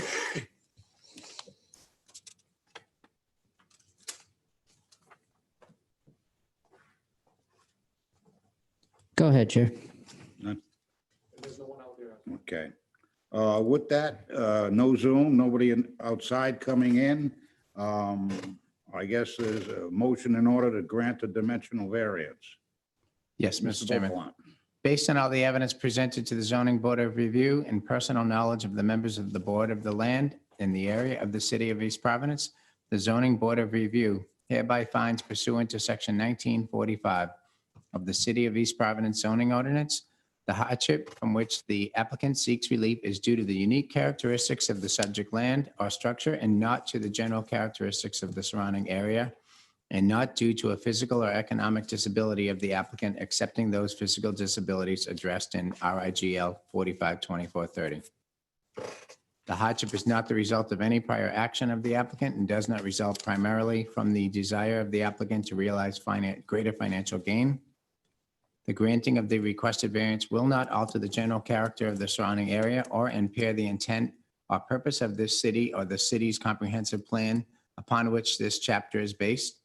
The relief to be granted is the least relief necessary. The zoning board of review further hereby finds pursuant to section 1945 of the city of East Providence zoning ordinance in granting a dimensional variance that the hardship that will be suffered by the owner of the subject property if the dimensional variance is not granted shall amount to more than a mere inconvenience. Therefore, I move that this dimensional variance be granted subject to the petitioners fully complying with all the following conditions of approvals, that the petitioner obtain any and all necessary permits, strict compliance with the submitted site plan, all exhibits and entire testimony provided during the respective hearing as they may be applicable, the zoning officers to provide respective additional hearing dates. Therefore, I vote aye. Thank you, Mr. Beaumont. I have a motion on the floor by Mr. Beaumont to grant the dimensional variance. Does the petitioner agree to the motion? Excuse me, all conditions just stipulated, understand that strict compliance means that any deviation will necessitate revisiting the zoning board of review. A revisit can be requested by either the zoning officer or any member of the zoning board of review. Yes, we, You agree? yes, we agree. With that, I need a second. Second. Second by Mr. Robinson. On a roll call vote, Mr. Beaumont. Yes, Mr. Chairman, I think it's a very large lot, plenty of space. I mean, they're just extending down the same property line basically as the garage is there. I think that certainly granting this variance is not going to impact the general character of the surrounding area. It's a screened-in porch, fits nicely. There's plenty of room to the neighbors on that side. I think the 15.5 or, is it actually good question? Is it 15.5 or 15.7? 15.5 variance is minimum as it is with, considering how much how much available space you have there. And I also believe that the that the applicant would suffer hardship to greater than more than a mere inconvenience if we do not approve this. So I'm going to vote aye. Thank you. Mr. Pascoe, I'll vote aye as well. Mr. Braga, I'm going to vote aye for the reasons stated by Mr. Beauclerk. Mr. Robinson. Aye. I'm gonna vote aye as well. I think it's conducive to the neighborhood. I think it's, it's going to better, it's a large lot, more beneficial use of it by the owner. With that, I'm going to vote aye as well. Your request via variance passes 5-0. Good luck and thank you. Thank you very much. Good luck. You bet. Okay, Carlos Pereira and Irina Mitchell.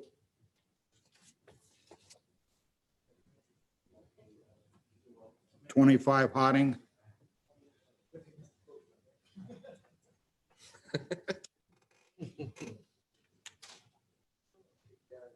Okay, so Mr. Matus.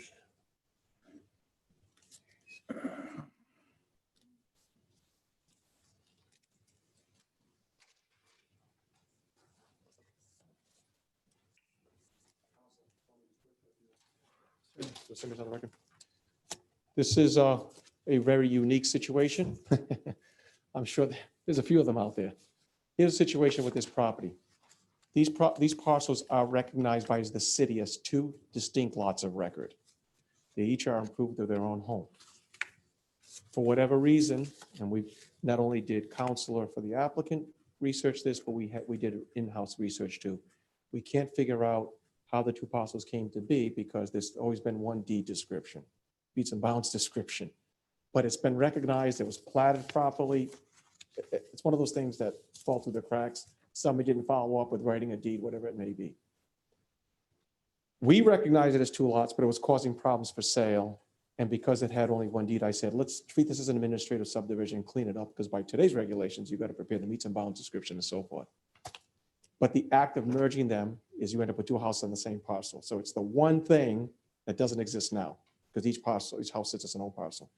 That technically requires a use variance. Nothing is changing. There's not going to be any modifications or improvements. It's just to clean this up and sell the property. And we felt this was just the best way to clean it up. So they're waiting on getting this approval to then to effectuate and complete the administrative subdivision process. Okay, counsel. Good evening, Mr. Chairman. For the record, Attorney Bruce Cox here on behalf of the applicant, Carlos Pereira. With me this evening, I have Louis Matus, who is a realtor involved in this matter. I know this board very well, and I'm certain you all have gone out and seen the site. I went out and looked at it this afternoon, and I laughed. I said, this is amazing. The house that's on the right literally sits on its property lines. The house that's on the left has a parking space.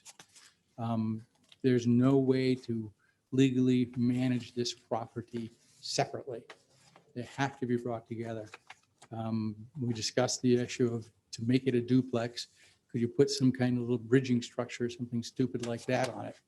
Well, that would literally be stupid, and that would be a form over function. I think this board is, knowledgeable enough to recognize that this is in essence a duplex with a division in between. There is no other way for this to be marketed or transferred. The deed confuses the issue, and it was done long enough ago that we can't undo it. It's one of those, sometimes you can go back and unscrew things when you find out where the screw up was, but if the screw up occurred too many years ago, you can't find the people, you can't undo it. So that's the dilemma you're faced with this evening. We need your permission to tell the administrative, to the planning director that yes, the zoning board says you can make this so that there are two houses on one lot and erase that property line that's between the two lots. Okay, all set, counsel. I'm all set. Mr. Braga.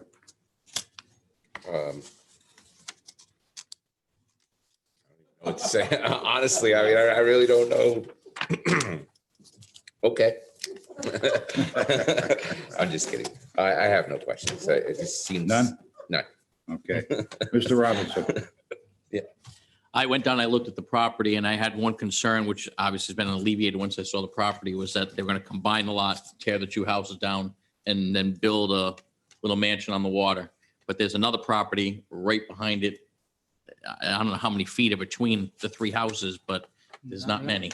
So I know that it would never meet the setbacks. So I have no issue with combining these two properties Yeah, it's into a unusual. single lot. You all set? Yeah, Mr. Beaupont. Hold on. For the record, I have no questions at this time. Oh, boy. Leaves it to me. Well, I'll tell you, in my years here, I haven't seen one like this. This is unusual, believe me. But I'm familiar with the neighborhood. I know it well in there. And, you know, what they did then, I guess. But, you know, it's I mean, the positioning is just, you know, out of imagination. But again, if you look at the area and what was near it once called Crescent Park, okay, and what was trolley tracks in the front and old summer homes, and people wintered in Providence and summered in Riverside. So it's the Times, another one that's been, you know, a piece of property that, you know, that has to be dealt with. So I have no other concerns other than, as the zoning officer said, cleaning it up. All right, for the future. So with that, those are my only comments. Any more comments or further comments from members of this board? Was Mr. Matus sworn in? He didn't take any testimony. Huh? He didn't testify. Oh, no testimony. Okay, good.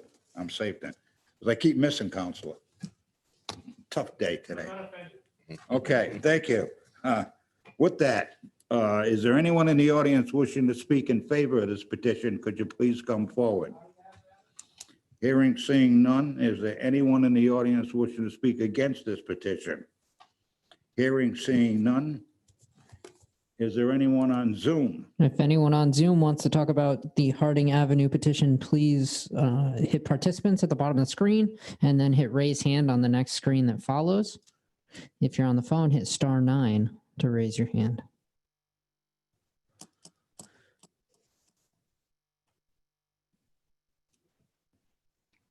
Nobody on Zoom. We have no one on Zoom and Nobody else. no one outside, Ed, right? Correct. Thank you. With that, Mr. Braga, a motion is in order for a use variance. Oh, I didn't realize it was, sorry. Thank you, Mr. Chairman. Based on all the evidence presented to the zoning board of review and personal knowledge of the members of the board of the land and area of the city of East Providence, the zoning board of review hereby finds pursuant to section 19-45A of the city of East Providence zoning ordinance. The hardship from which the applicant seeks relief is due to the unique characteristics of the subject land or structure, not due to the general characteristics of the surrounding area, and not due to a physical or economic disability of the applicant, accepting those physical disabilities addressed in RIGL 45-24-30. The hardship is not the result of any prior action of the applicant and does not result primarily from the desire of the applicant to realize greater financial gain. The granting of the requested variance will not alter the general character of the surrounding area or impair the intent of the purpose of this chapter or the city's comprehensive plan upon which this chapter is based. The relief to be granted is the least relief necessary. The zoning board of review hereby finds pursuant to section 1945B of the city of East Providence zoning ordinance that in granting a use variance, the subject land or structure cannot yield any beneficial use if it is required to conform to the provisions of this chapter. Non-conforming use of neighboring land or structures in the same district and permitted use of land or structures in an adjacent district shall not be considered in granting a use variance.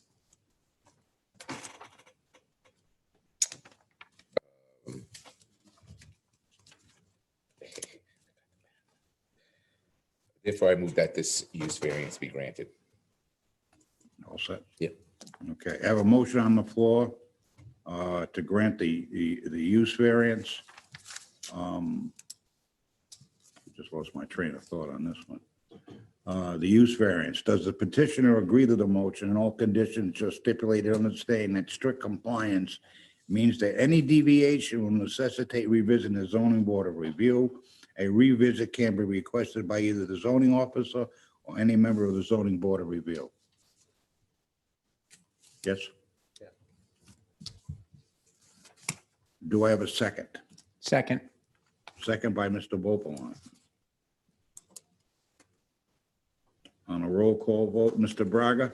Thank you, Mr. Chairman. I'm voting aye. I think this is a matter of kind of administrative cleanup. And, not granting this would actually not really yield any beneficial use because they really can't sell it at any point. So therefore I vote aye. Thank you. Mr. Robinson? Aye. Mr. Vopalon? Yes, I agree with Mr. Braga, and I vote aye. Mr. Pascal? I'll vote aye. I want to vote aye as well.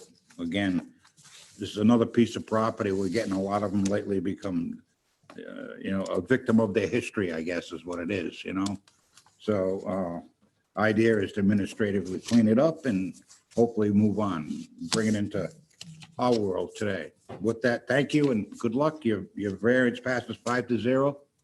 We wish you well.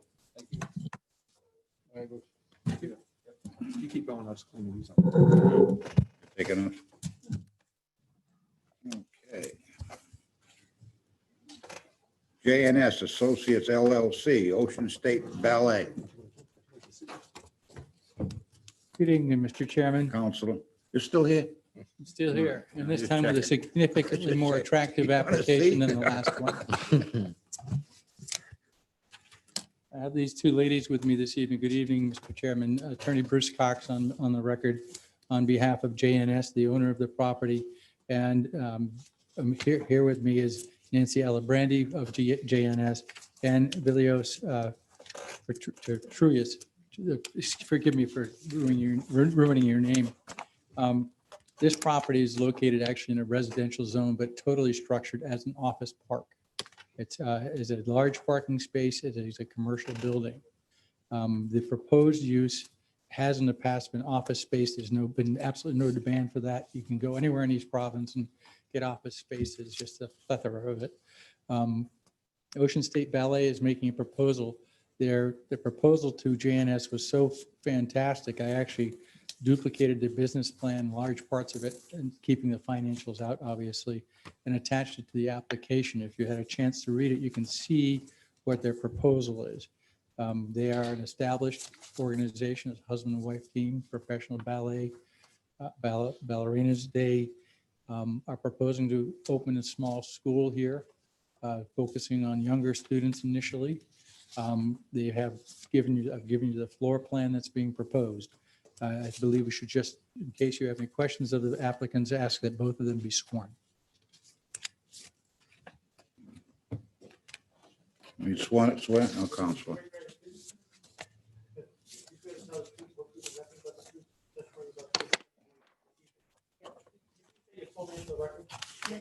Nancy Alabrandi, Can you spell your last name?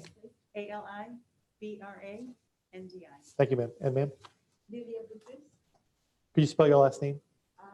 on the document is BUTRIUTE. How do you really spell it? I have like two last names because I use for dance the different names. That's so fine. people can pronounce it. That's fine. Thank you. Vilius, first name? Lilia, VILIJA. Yeah, thank you. I would like to just ask a few questions of Ms. Alabrandi, if I may.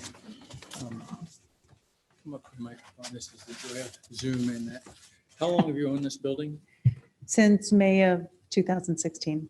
And have you been trying to market this building as an office space or anything of that ilk? Yes, we have. And have you had any success at all? No. You were approached by the Vilia and her husband regarding opening a ballet school there? Through a broker, yes. Through a broker? And you reviewed their business plan and their business model? Yes. And will they be able to facilitate their ballet school within the structure of the building? Absolutely, yes. And you reviewed the business plan with regards to the number of students and the amount of parking that's required? Yes. And are you convinced that there's more than adequate parking there? Yes. In point of fact, by my calculations, we need 17 parking spaces. Do you agree with that? Yes. And you have approximately 40 some odd? We have available? 57 spaces. some of those are actually shared by the electric company. That's actually in another parcel, correct? Yes, And that's largely a warehouse, the electric company. the majority of the space is warehouse. The majority of the space is warehouse.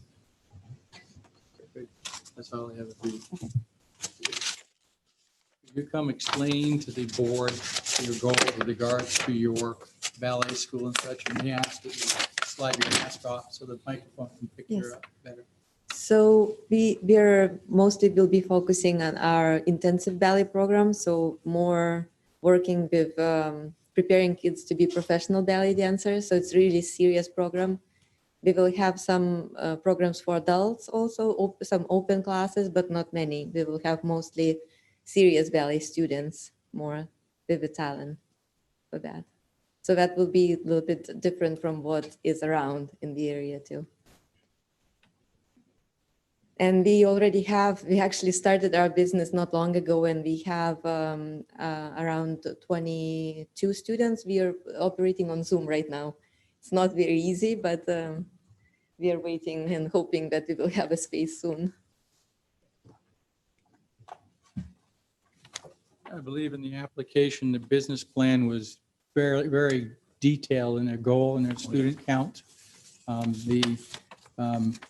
Reviewing the various parking applications, if you have higher education or child care, you're still only using one per every 2 students in every instance.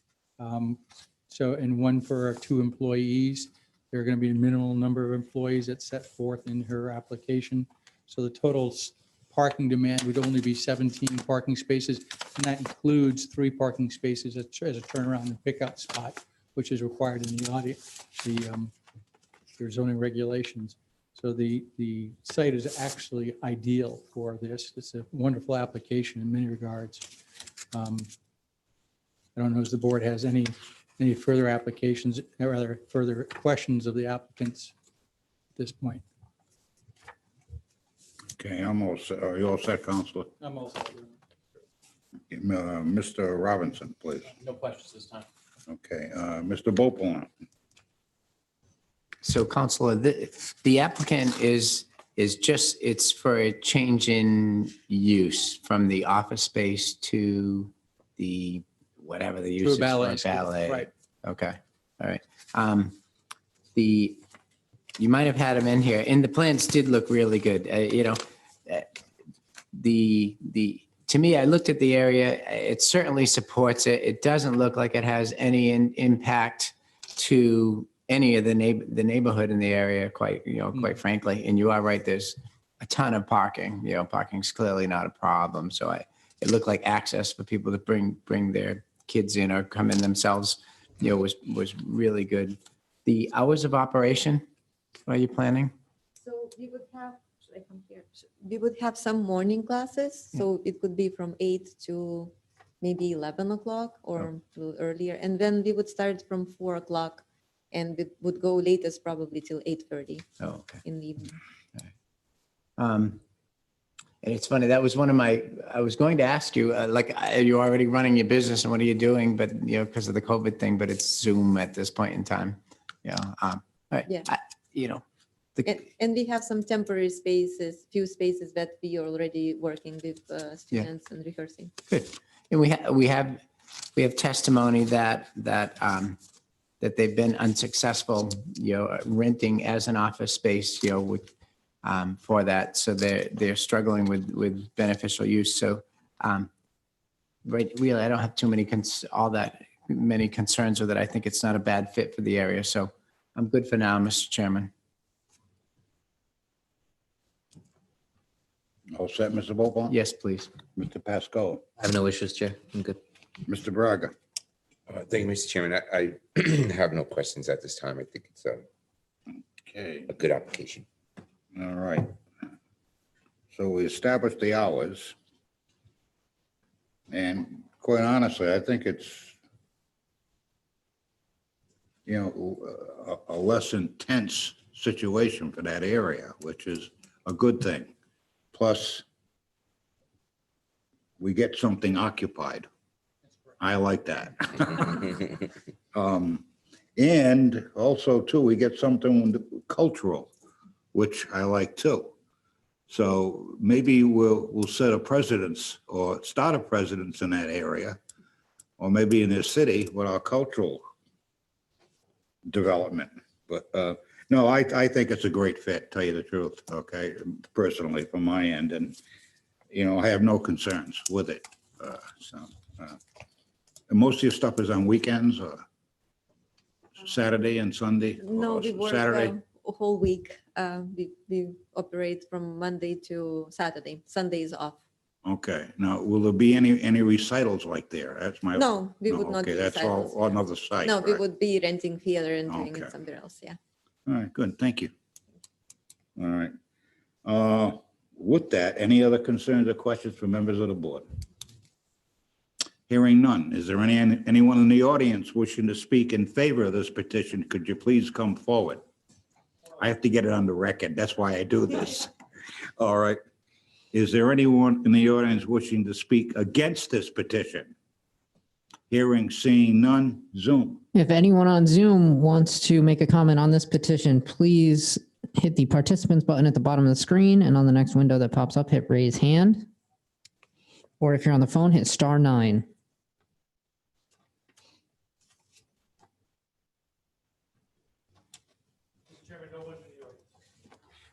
No one? And no one on Zoom. All right, so we have no one on Zoom for the record and no one out in the lobby or outside the building requesting to speak in favor or against.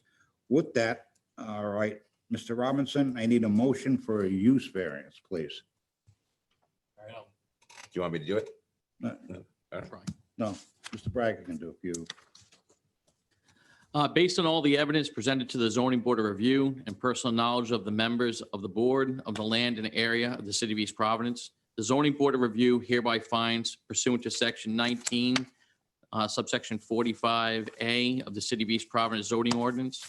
One, the hardship from which the applicant seeks relief is due to the unique characteristics of the subject land or structure and not due to the general characteristics of the surrounding area, and not due to a physical or economic disability of the applicant accepting those physical disabilities addressed in Rhode Island General Law 45-24-30, subsection 16.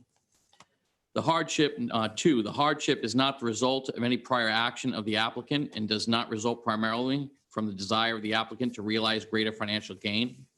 Three, the granting of the requested variance will not alter the general character of the surrounding area or impair the intent or purpose of this chapter or the city's comprehensive plan upon which this chapter is based.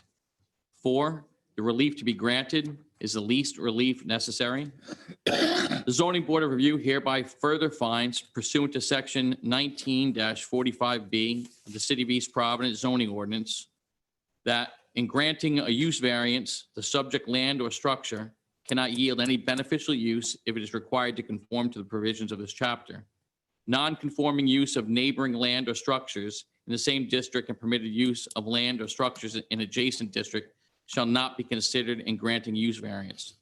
Therefore, I make a motion that this use variance be granted.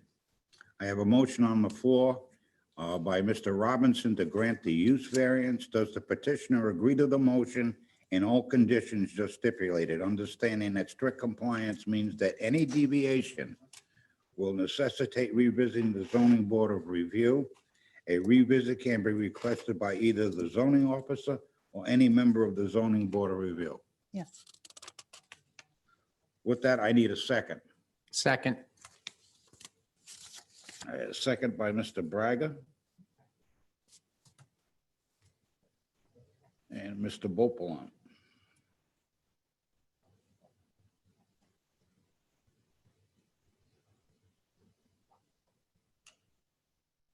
If you notice when I write this, Braga is 5 letters, Bopalan's 25.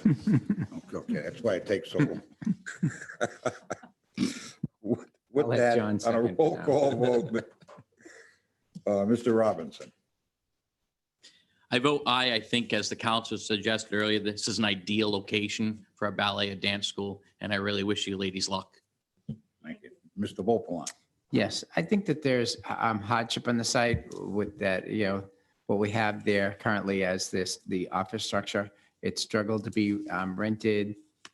The certainly not any prior action of the applicant. I do think that the plans for the ballet school look really nice.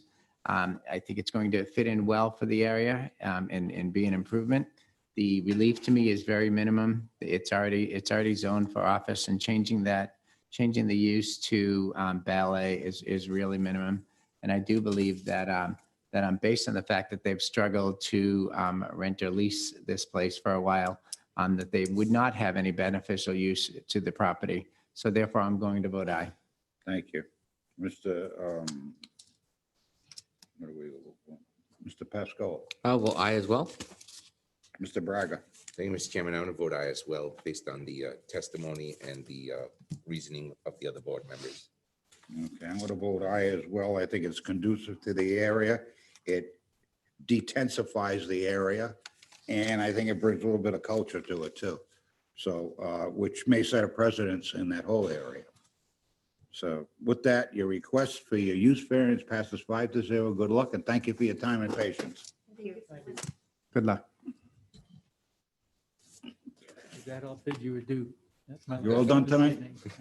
I had one, I had to go and buy it. We're gonna afford it. Take care, Counselor. Okay, with that, VCR Enterprises LLC, dimensional variance. Here.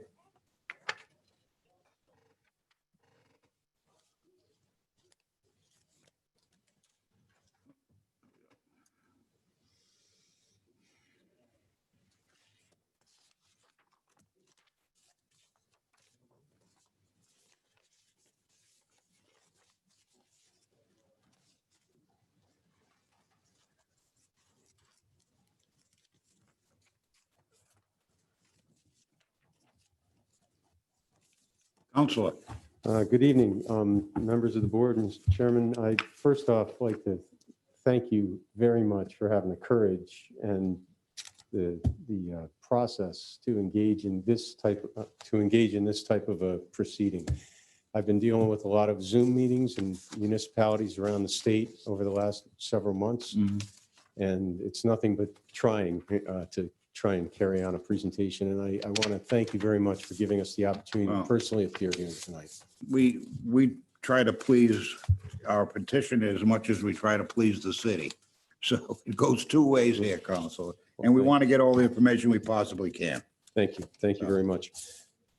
My name is Patrick Doherty, and I have offices at 887 Boston Neck Road in the town of Narragansett. I am a Rhode Island licensed attorney, and I'm representing the applicant. And I would like to also admit to something. I was recovering from surgery when I filled out the application on behalf of my client, and I copied the old application that was previously before the board for relief. And the name of the applicant I mislisted. The plat and the lot are fine, so for notice purposes, I believe we're perfectly fine with that.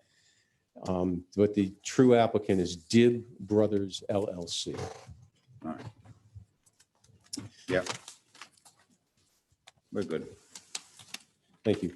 We're here this evening seeking a more or less a modification to a use variance that was granted previously by the board. What my clients have been engaged in at the Bullocks, at the Bullocks Point Avenue, 450 Bullocks Point, has been an auto repair business.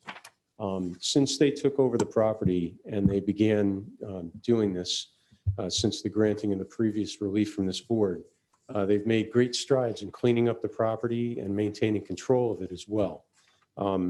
We have a PowerPoint presentation that I'm going to ask Joe Casali to go through just to show you what's been done and the proposed plan for the property itself. And you'll see that the outside of the building is clean in appearance. It's well maintained. The inside mirrors that as well. And they've been doing whatever they could to maintain a quiet presence in the neighborhood. I believe that the board had received an email from a Mrs. Shirley Ferrucci, who made reference with previous problems with vehicles parking on the side of the business on River Street. A lot of vehicles had been parked there, but not necessarily with my clients. My clients proactively put up no parking signs and work on their own to try and enforce no parking at all on River Street. And as evidenced by Ms. Ferrucci's email to the board, to Mr. Pimentel, which I believe was distributed to the board, she has no objection so long as the no parking signs are maintained to prohibit parking on River Street. My clients are fully in support of that. And in fact, it was a condition of the prior approval. So with that being said, what we're doing here is not requiring any sort of major construction or modification to the premises. They have been doing vehicle repairs, but what they would like to have the opportunity to do as a companion business to that is to offer a few cars for sale. They were thinking about 6 or 7 on premises. You'll see from Casali Engineering site plan that they've done that we have approximately 15 parking spaces, including handicap, more than adequate for the people that are working there, for the people that will be coming as potential patrons, and for the repair customers as well. So I believe we were required to have 6. I think Mr. Casali will testify about that and the rationale behind the placement of the parking spaces as well. Right now, it's a 3,300 square foot concrete block building. As I said, it's been well maintained. It's painted. It's very nice in appearance. And I think they've been acting as good neighbors in keeping up the property and trying to make sure that they aren't a nuisance in their business operations, because it is a mixed use neighborhood. There are everything from industrial to commercial uses and residential in that area. And because of the unique characteristics of the surrounding area, we believe that a companion used car sales lot in conjunction with the repair facility would not negatively impact the surrounding area in any way, shape, or form. So with that, just to give you a little bit of a breakdown on the site plan and to explain a little bit about how the operations are expected to take place, I'd like to have Joe Casali come up here and give a little presentation based on the PowerPoint he's put together. Counselor, Mr. Chairman, members of the board. let's weigh in. Yep. I do.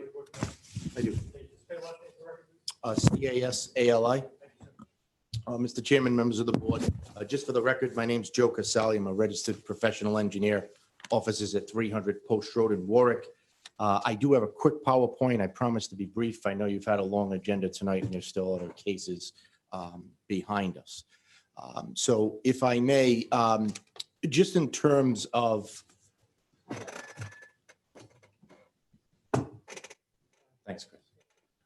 Where we are in the city, Bullocks Point Avenue locally is 103A, and that's River Street. And the subject parcel is at the intersection of River and Bullocks Point, specifically, Mr. Chairman, map 312, block 71, lot 1. It's a small lot, about 12,300 square feet. And when we focus in,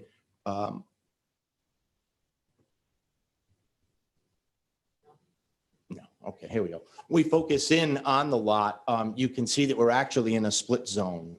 The western part of the lot is in the C2 district where the building is held, and in the eastern part of the lot is actually a residential 4 district. As Attorney Doherty said, the building encompasses about 3,300 square feet. You can see, from the outside that they keep it up in meticulous shape in terms of being auto repair and auto sales. Just focusing on some of the sides, that's the western side and then also the eastern side of the building. So now specifically, we're here tonight for the need. Our existing use is an automotive repair shop. And what we'd like to propose is not only to continue that repair shop, but also be able to sell new or used motor vehicles. And that would require a use variance for us to do that. In terms of parking, the requirement would only be 1 space per 200 square feet of gross floor area, plus a space for every 2 employees. In terms of our office space, and then with the 3 proposed employees, only 6 spaces are required. And what we'd like to propose is to lay out 15 existing spaces. We want to designate those 2 spaces closest to the building for our employees. We'd also like to have these 3 spaces designated for the repair vehicles, and that would allow us 7 of those existing spaces to be, should you approve the use variance, for the sales inventory. That'll also allow us to keep 2 of the vehicles out in front, which we will move behind the fence during the nighttime. So that will be only during the normal course of business hours. And then it'll still give us room to put in the required 1 parking space that's in conformance with the ADA regulations. So from the 6 that's required by code, you can see that we would have enough for our existing and proposed uses, including the employees and the accessibility. That's all I have, Mr. Chairman, but I would be happy to answer questions of you or members of the board. Thank you. You are.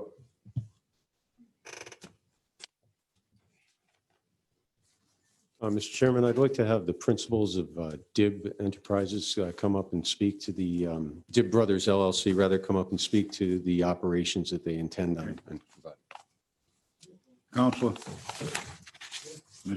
you need to be sworn in, guys.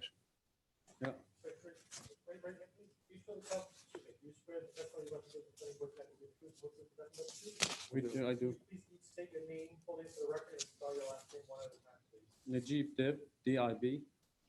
Elias Dib, D-L-I-A-S. Good evening. So as good evening, everybody. As we see in the proposal on what we're looking to get accomplished in Riverside, we've been like 20 years in business in Riverside. So we do pretty good. We know most of the customers in the community, and we were raised in. We went to school in Riverside in East Providence. Pardon me, Mr. Chairman. Yes. I can't hear. Yeah, all right. You want to pull it down? Just pull your sure. mask down. Yeah. Yeah, thank you. Oh, sure. I'm sorry. I'm not used to it. Here we go. All right. So sorry. So our intent. So sorry again. So we've been East Providence resident for the past 20 years. So we've been in the business, in the automotive business for 20 years. We do our best to take care of our customers in the community around the area. We do have another location in Riverside in the automotive field. So we're looking to get, as Mr.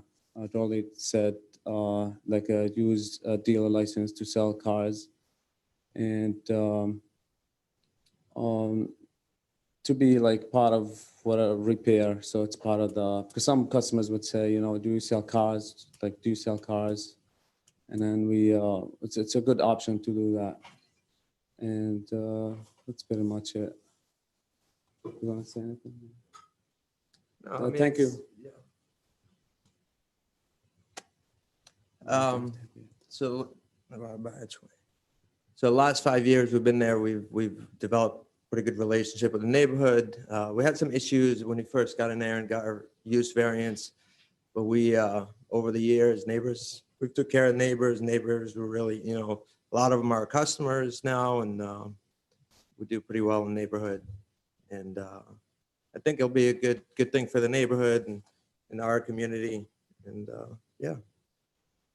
Thank you. In summation, Mr. Chairman, I believe that this requested relief would probably be a bonus or an asset to the city of East Providence, particularly in this area. Cars and the affordability of new cars is something that many people are struggling with in this economy. And I think this would provide a useful stock of reasonably priced vehicles for people in East Providence and all of Rhode Island that they could benefit from, rather than having to, you know, bite the bullet and spend the tens of thousands of dollars for brand new vehicles.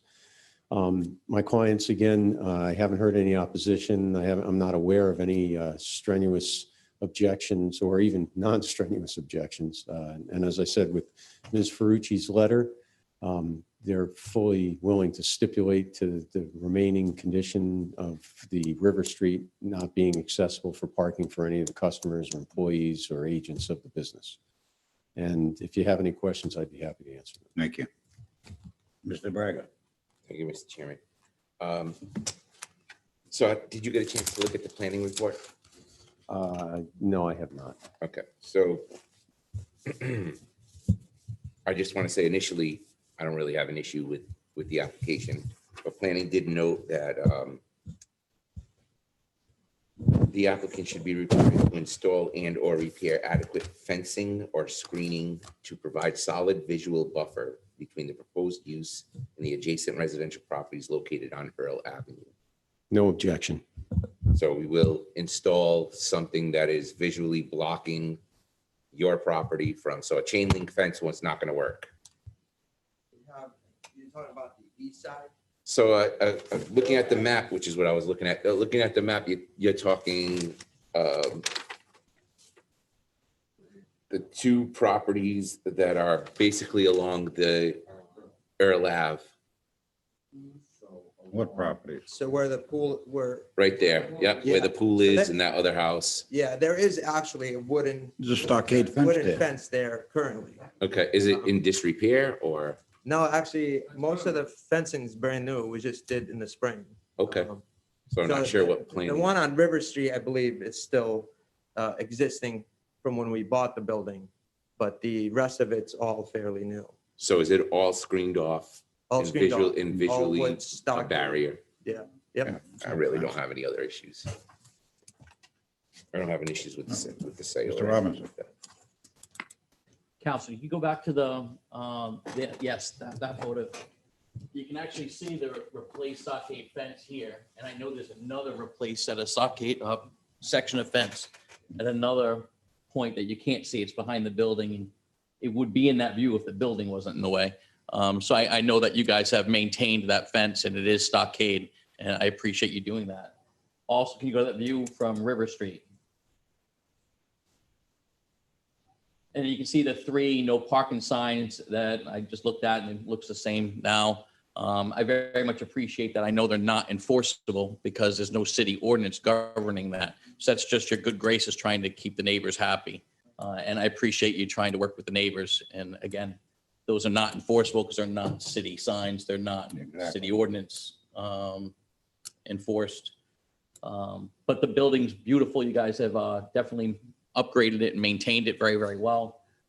I did have a concern on vehicles. You had spaces for 15 vehicles. Now, there's roughly 15 in that photograph. And if you're going to be selling cars, is that going to increase the number of vehicles that are now going to be on the property? Because again, if you count the vehicles in the picture there, if it's not 15, it's some of them I can't see because it's grayed out. But what is your plan for vehicle parking in excess of what you have now? Because again, you don't have the authorization to sell cars. And if you're going to sell them, I'm going to assume there may be more cars coming. So, well, our plan, our personal plan, our business plan is not really to make it bigger than what it is. You know, we're just, it's more of, you know, we kind of outgrew the place a little bit, still use it. We use it almost daily. But this would give it more of a purpose community wise, plus also it would complement our other portion of the business. So your car breaks down and you can't afford to fix it, it's too much money, you know, we could help you out and we have a car, but we're not planning on going crazy and putting too many cars there that we can't really handle ourselves. Because it is, yeah, at the end of the day, it's our family business run. It's 3 of us, 4 brothers actually. So it's all, there's not enough to go to keep everybody or overwhelm ourselves with it. Does that make sense? So in that photograph, you have vehicles parked in areas not designated for parking spaces. So you kept those cars where they are now and then introduced the parking spaces have proposed. You could technically, by just filling the space, you could have 25 roughly cars in there, at least 20 cars in there. Just where you have a slot for 7, there's no cars in this area at all that I can see. Right. So if you start filling those all in, you could have an awful lot of cars in there, and that could become a potential issue. A fire hazard, fire department trying to fight a fire in the proximity of the house that's built right behind the property line. And I don't want to see that become an issue for the fire department if there is a vehicle fire in the midst of a pile of cars on the lot. May I address that, your concerns with that? One of the things that they do have available, the cars that are being repaired will, for the most part, be inside. If you could bring up the picture of the front facade of the building itself. There's,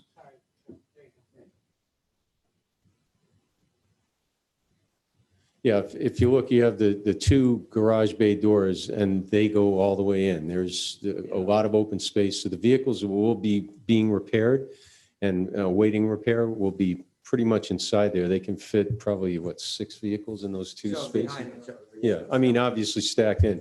But with regard to the number of cars, we'd be willing to accept a reasonable limitation on them. And obviously, safety is a concern. You have to have flow. It would be a nightmare to pack cars in there such that they would have to, put them in like a Rubik's Cube to get them out and to get access to the other ones.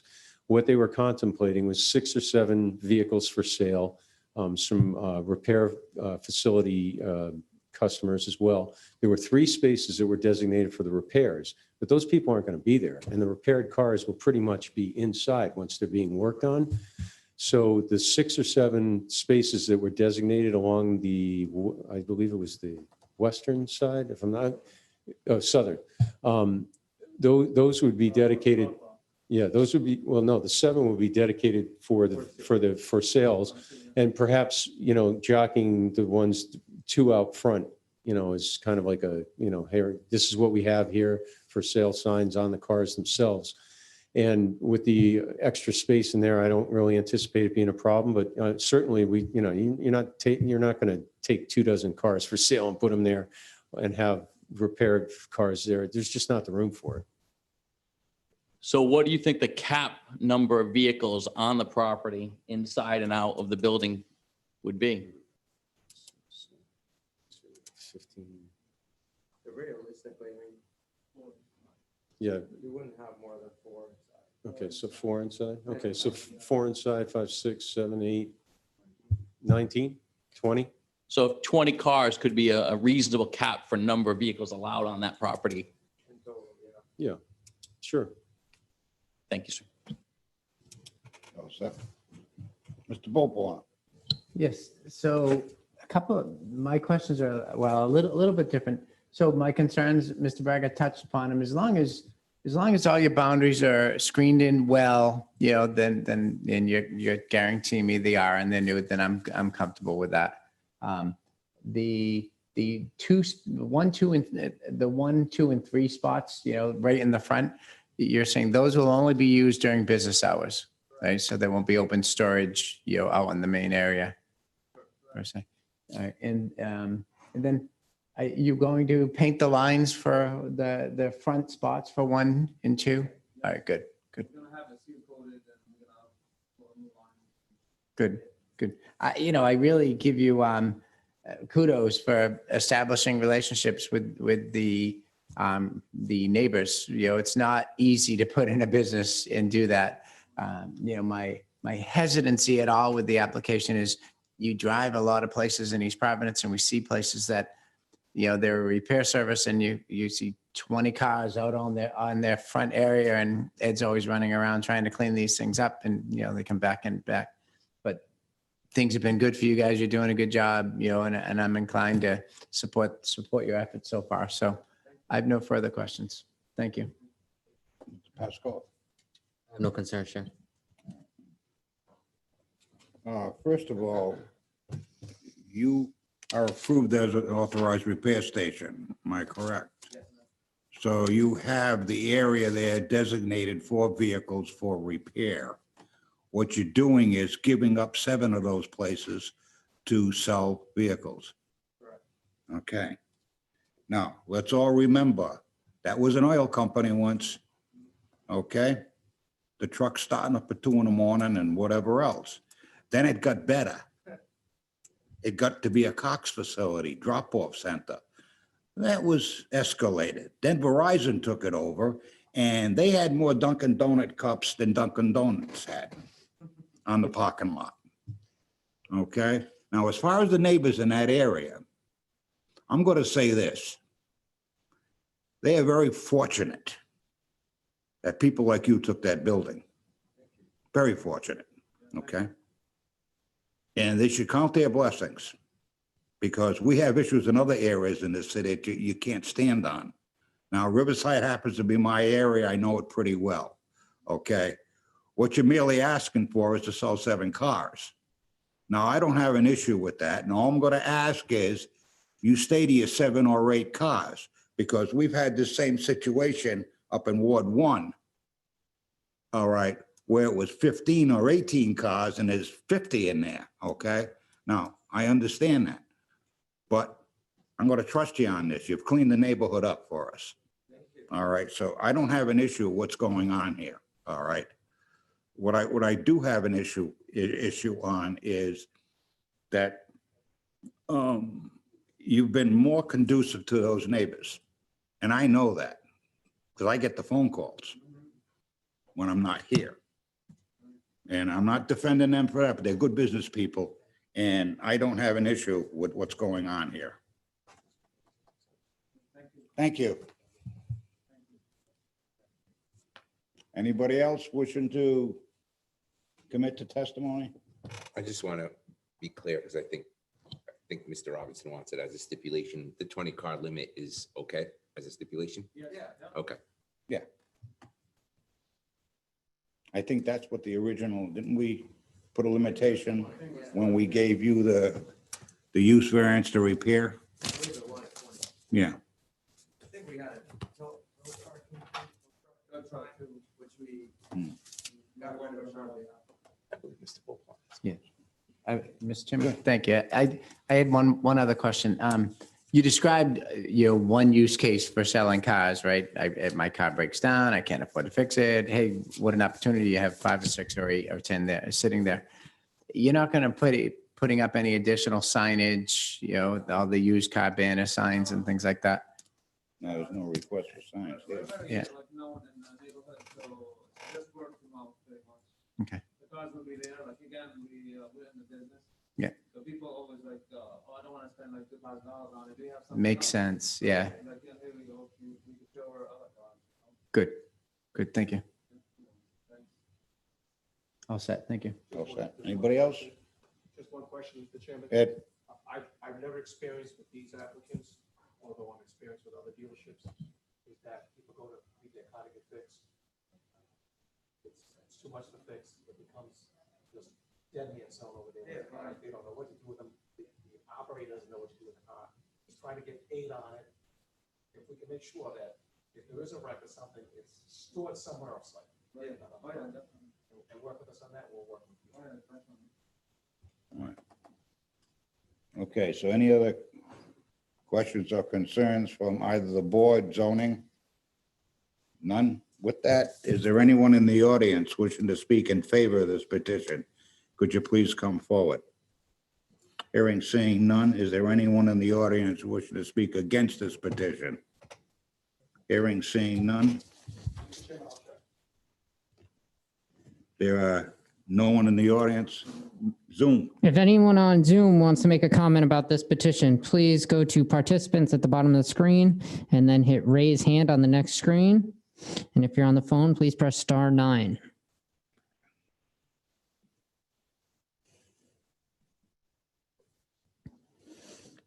Nothing? All right, we have no Zoom and no lobby. All right, with that, this is a use variance. Mr. Braga, motion is in order. Thank you, Mr. Chairman.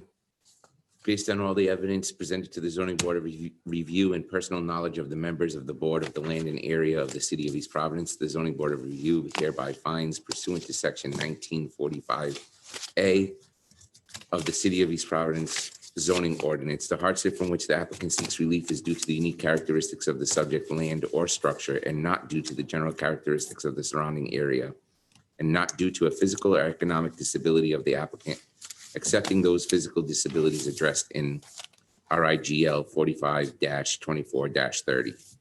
The hardship is not the result of any prior action of the applicant and does not result primarily from the desire of the applicant to realize greater financial gain.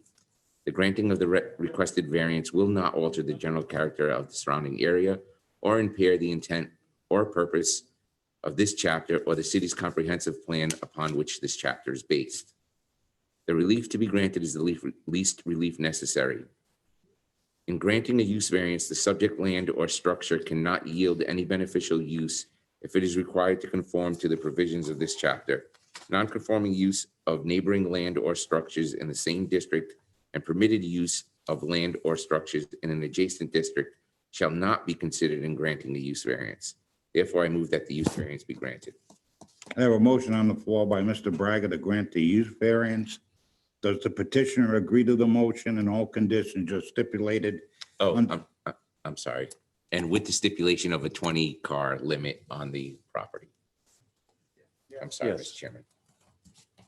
The applicants do.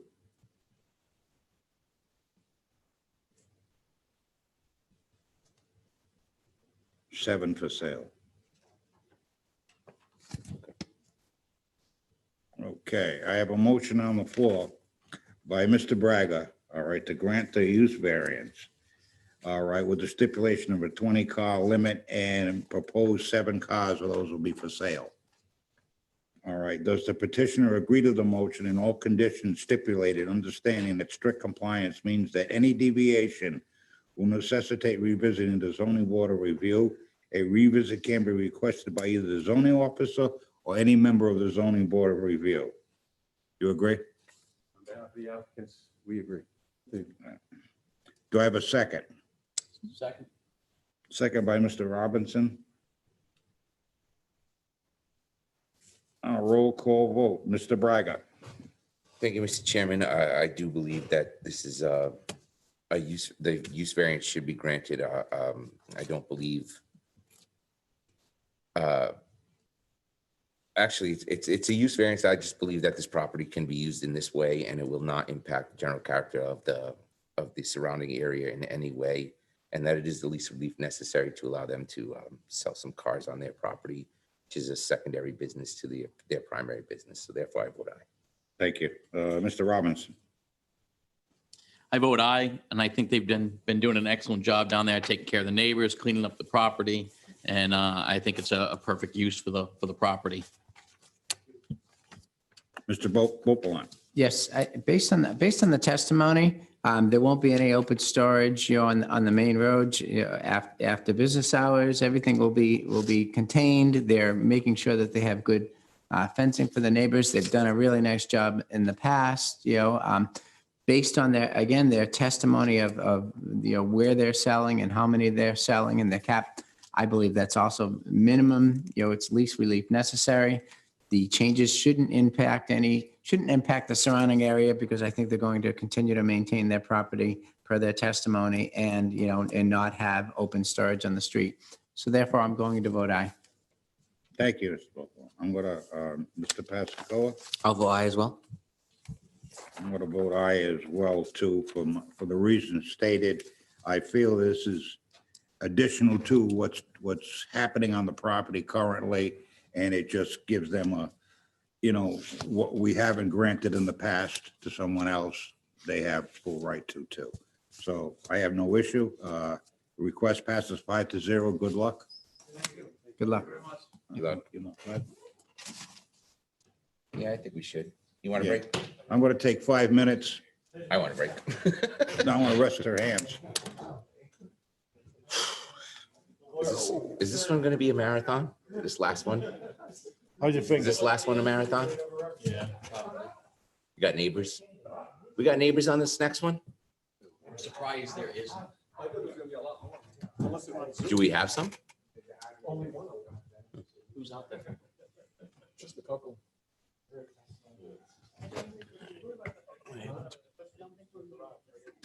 Oh, that's okay. years ago, when this property came up on the I'm just planning wondering board how long for it's gonna another be. plan. I know, you want to get home. Years ago, when this property came up at, I know. My son's waiting for me. Dad, I got that quiz.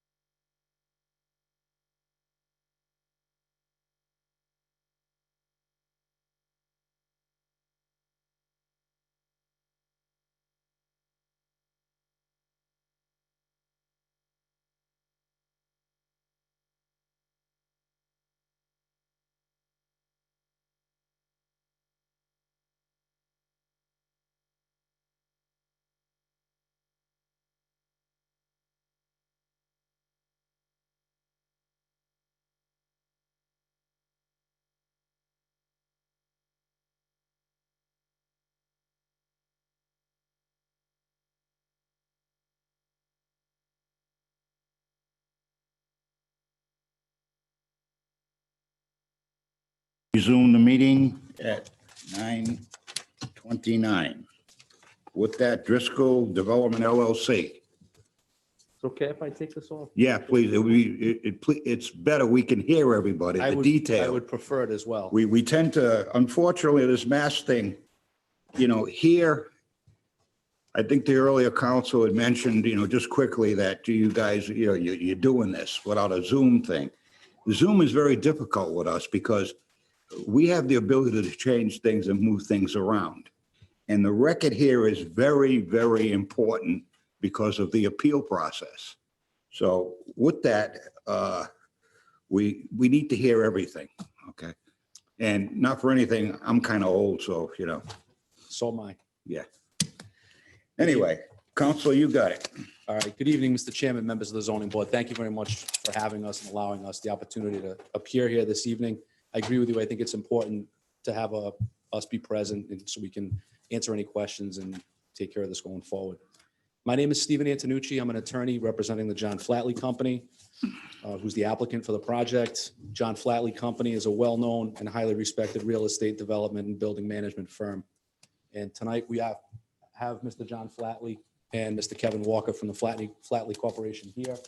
Also have Brandon Carr from DePreet Engineering. And although it isn't a topic for this meeting tonight, we also have Amy Archer from Par Corporation, who's our traffic expert. So as we stated, this is related to the Wampanoag Meadows project located at 1279 Wampanoag Trail, which is currently zoned as a commercial 1 district. So if I could, in the interest of time, I'll bring Mr. Carr up to run through the presentation and we'll answer questions. And after his, I'll run through the standards quick and discuss the variances that we're looking for.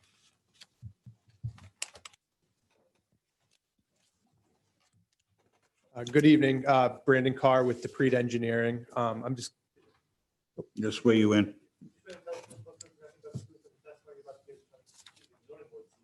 I do.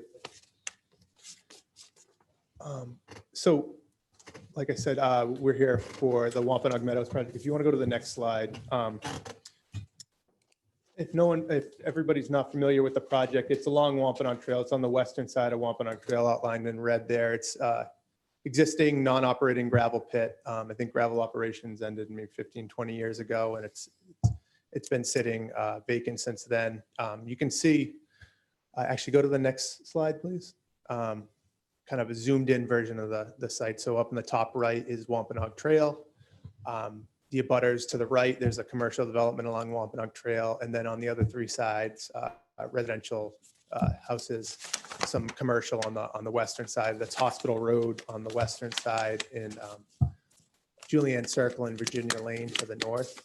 So it's the majority of the site has been cleared previously. You can kind of see the lighter where all those trails are inside that dashed line has been previously cleared.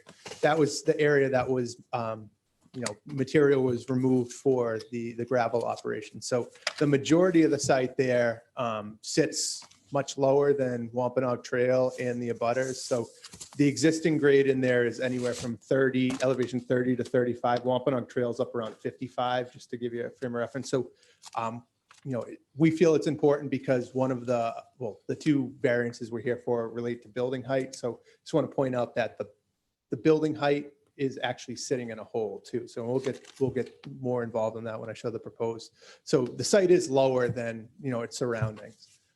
It's like I said, it's mainly cleared. There's some vegetation along the abutters to the south and the north, a lot of which will remain. We'll be working mostly in the previously disturbed area. The access, if you want to go to the next page.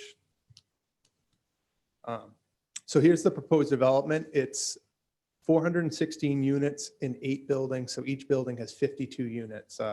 It's a typo on our plans, which carried over to the staff report. It was labeled as 48 units per building. It's actually 52. So that gives the total was correct though, and all the density calculations and parking and everything is based off the correct total. They're proposing 4-story buildings. So 4 stories and 57 feet max height, and that's the peak.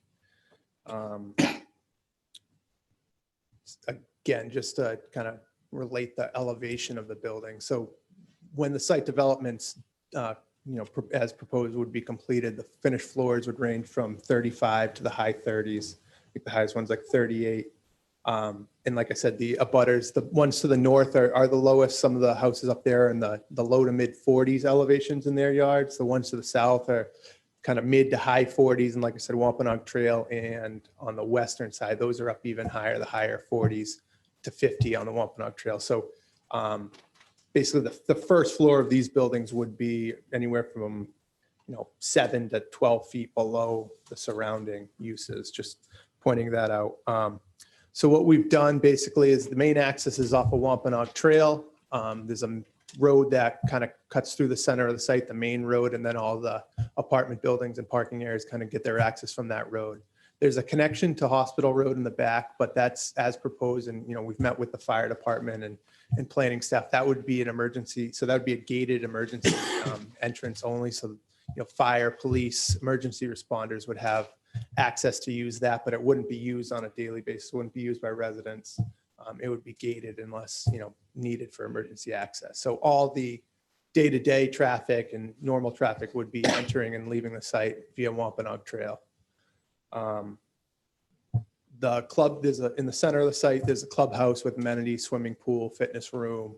There's some tennis courts, things like that. We've basically kind of used that road to cut directly through the center of the site and then put the buildings along that road to keep the buildings as far away from the, butters as possible. I think the required side yard and rear yard setbacks in this zone are 15 and 25 feet. And I think the closest one of our buildings is the lot line is 160 feet. Most of them are 200 to 300 feet off the property line. So that area between where you see the buildings and the abutters, that dashed black line would be the limited disturbance. It pretty much follows the existing disturbed area from the site from its previous use. The area between those buildings and the abutters would be used for our drainage basins, which would just be infiltration basins. And since they're so big and so flat, basically we've kept them, the rest of the site as a low area. The ponding's anywhere from like 6 to 8 inches of water. So they're not going to be deep ponds. They have very shallow side slopes. They'd only see water directly after a storm. I think they drain within 24 to 48 hours. Most of the time it would just look like a grass field basically. And we kind of just kept that so that we wanted to keep the limited disturbance at the toe of that existing disturbed slope. One, to keep, you can see on the north and the south side, it keeps a lot of that existing vegetation, especially on the north side, keeps the majority of that existing vegetation. But also it cleans up the disturbed section. So the area of the site that's previously disturbed would be landscaped or used for drainage. The site will be serviced by public water and sewer coming. The water will come in off of Wampanoag Trail, go through the development, and then the developers installing, I think it's approximately 800 to 1,000 feet of new water main along the Hospital Road extension that's to the south of our site. So it would service all those houses. That was part of a previous zoning approval for the project. So that's still proposed as part of this. Sewer would be collected in a system on the site, and there's an easement to the north to Julian Circle that we would be tying the development in. And we've worked with both the water and sewer departments on that. We were the engineer on the previous development from 5 or 6 years ago. So we kind of went through all that, and we've been touching base with all town departments for our city departments for this development too, and then indications that the sewer and water service are adequate for the site. And like was mentioned previously, we've done a full traffic study that's been submitted as part of this package and part of the planning package. That'll also be submitted to DOT. So our next steps, if we were to get the zoning variances granted tonight, we would be applying to DEM and DOT for the stormwater sewer over high-level sewer permitting and the access to the site. And then we would be coming back to the planning board, and all that would be reviewed. The city hires a third-party engineer to review traffic and utilities and stormwater. So that's basically the site development. If you have any questions, I can take them now, or that's pretty much our presentation right now. Thank you, Brandon. So we're here tonight, we're seeking two dimensional variances. The first variance is related to the building height. As you know, the code in C1 allows for buildings up to 40 feet. We are seeking relief from that in order to increase the height of the buildings to approximately 17 feet under what is currently allowed pursuant to section 19-134A. The second dimensional variance that we're seeking is related to the number of the stories of the buildings. As you know, the code allows for the construction of 3-story buildings in C1. We're seeking a variance to construct 4-story buildings, asking for relief pursuant to section 19-145. So just briefly, the land in question has unique characteristics as it was a former gravel pit, and the property is located below grade, the surrounding neighborhood. Therefore, the hardship from which the applicant seeks relief is due to the unique characteristics of the subject land. The current design was actually shrunk to maximize open space and have a minimal effect on the surrounding neighborhood. The hardship that's created as a result is not related to any prior action by the applicant and does not result primarily from the desire of the applicant for a greater financial gain. In fact, the applicant is permitted to have upwards of 500 units in this area.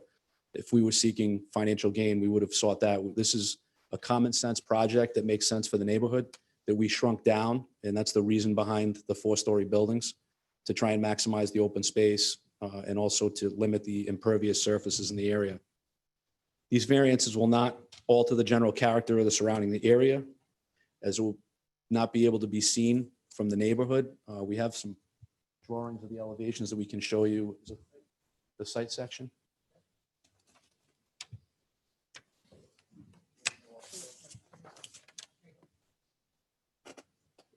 Just quickly, I should have showed these. These are a couple site sections from north, west, and south. So starting at the top, that would be a site section through to Virginia Lane. So basically, you can see on the left side is an existing, this is all to scale, a 2-story house on Virginia Lane. So then as you proceed right, would be coming into our site. Is actually on the northern side, there's actually an existing hill that would remain. So the house on Virginia Lane, this one, it's tough to see in that picture, but it's one of the houses on Virginia Lane there. It's first floor is around elevation 42. Topography rises up into our site to around 54, 55, and that'll all be wooded or remain wooded. And then it drops down to our site, and you can see closest proposed building finished floor elevation is 38. So these are probably the two closest. They're within 4 feet of each other, but this takes advantage of that existing hill. And again, I think those buildings are about 300 feet apart. So that our building it's 300 feet away from the residential lot to the north. If you want to scroll down to the next one, this is from Hospital Road on the western side. So you can see those houses. This is one of the 4 newer houses on Hospital Road. The elevation of their first floor is around 56. And then as it drops down into our site, our elevation's at 37 to the closest building. So you can see this one's very comparable because a 2-story, where our site is 21 feet below that abutter.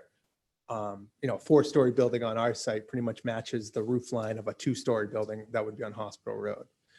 If you want to scroll to the third cross section, this is from the south. So this is, again, comparable. It's similar to the north. The hospital, this is from the Hospital Road extension that's on the southern border of our site.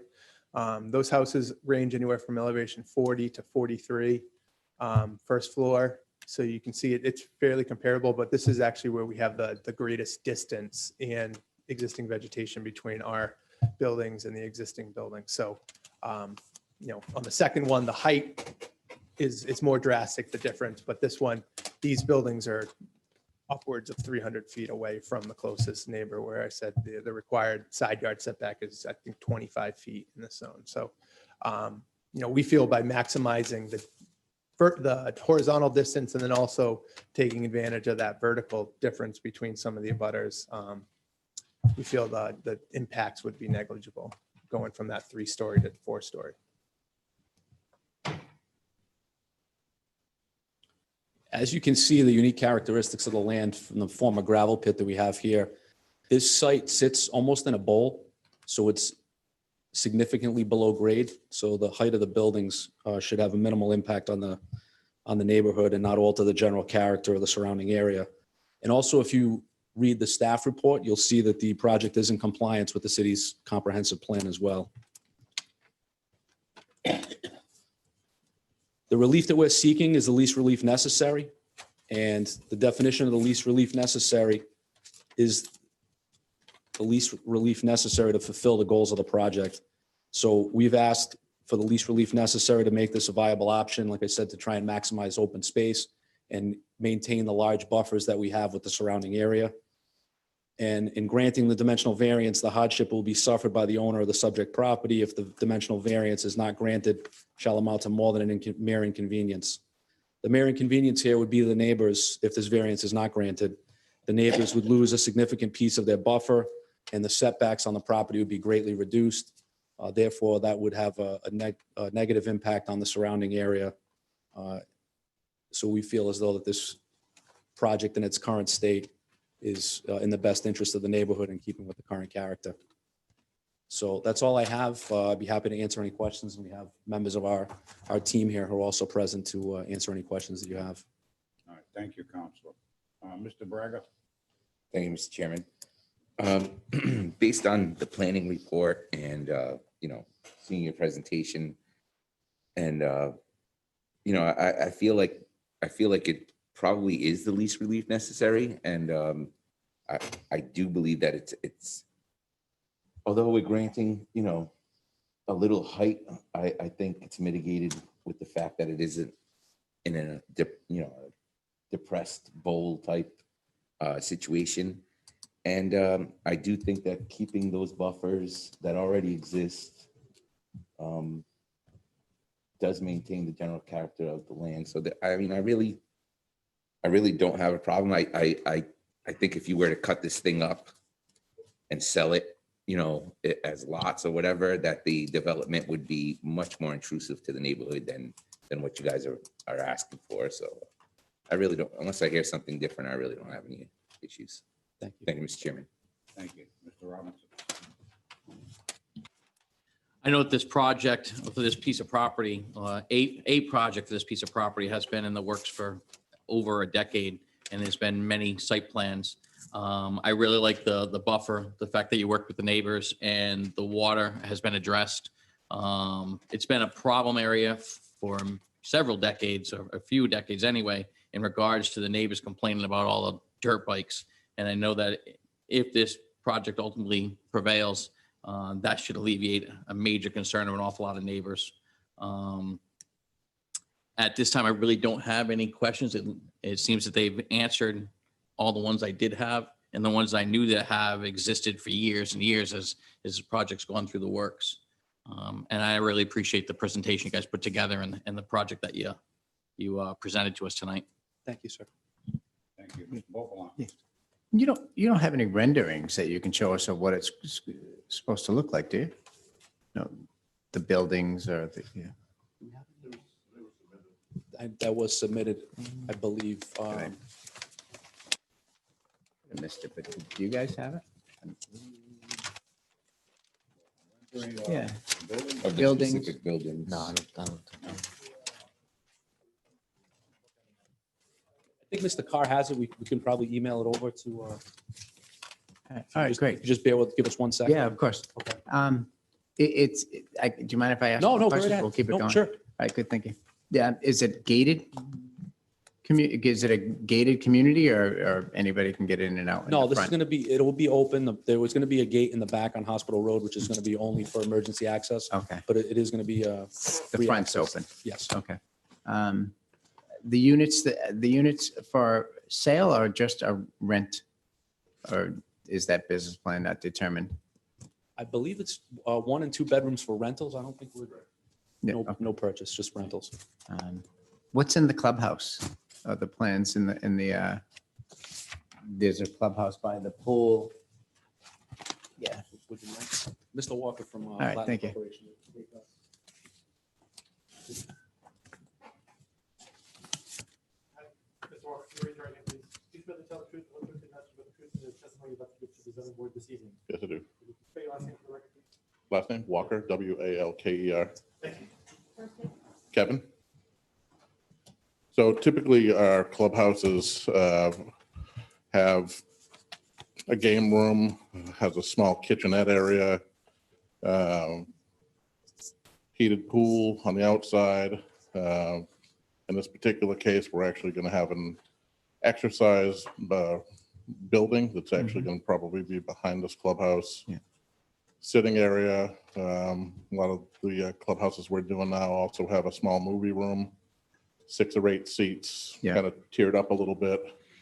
A restaurant type thing in the kitchenette or not? No, sometimes we'll have an area where there'll be coffee or water, that type of thing. Like I said, there's a small kitchenette that people, may use, may not use. Pool table, board games, seating area, indoor fireplace, and obviously the bathrooms will be in there, and the leasing offices will also take up part of that also. Okay. Guest parking? Yeah, I think it accommodates, if I read it right, 2 spots for every unit. Is there any spots for guests, or are they, is that? So the two spaces per unit should accommodate guests. We've done similar projects in different municipalities where we've had parking spaces anywhere from 1.5 to 1.7 spaces per unit. Okay. And those have been sufficient for visitors for the most part.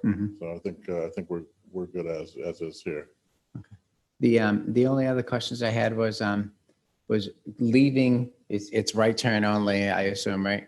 Yes. And you had reiterated Hospital Road is just for emergency access at this point. All right, and I do commend the buffer as well. I think the buffer is great, certainly for the surrounding neighborhood. So thank you. Outside of, wanted to see if we could see what the renderings look like. If we have them, that's great. And if not, all right. I understand. I don't know. I'm sure we'll see in a second. Yeah, great. Thank you. Yeah, I can we're looking for the elevations that were submitted. I couldn't find them on my in my email. Just to give a frame of reference for the scale and like the size of the building, they're very similar in size to the Kettle Point buildings, the apartment buildings, the 4 stories out there. Fairly similar in design with the kind of different roof line elevations and things like that. But that's a 4-story. Those are 45 to 48 unit buildings. These are 52, so they're very similar in size and scale and looks like as those. So it looks like we might have them. And then parking, just I was the site engineer on Kettle Point as well. So just for a frame of reference, we have 2 spaces per unit here, plus another 23, I believe, at the clubhouse. Out at Kettle Point, I think they have 1.6 per unit. And from other developers that we've been working with, they're really keyed in from like 1.5 to 1.7 spaces per unit. So this has more than adequate parking with relation to other projects we've done and other projects in East Providence as well. So thank you.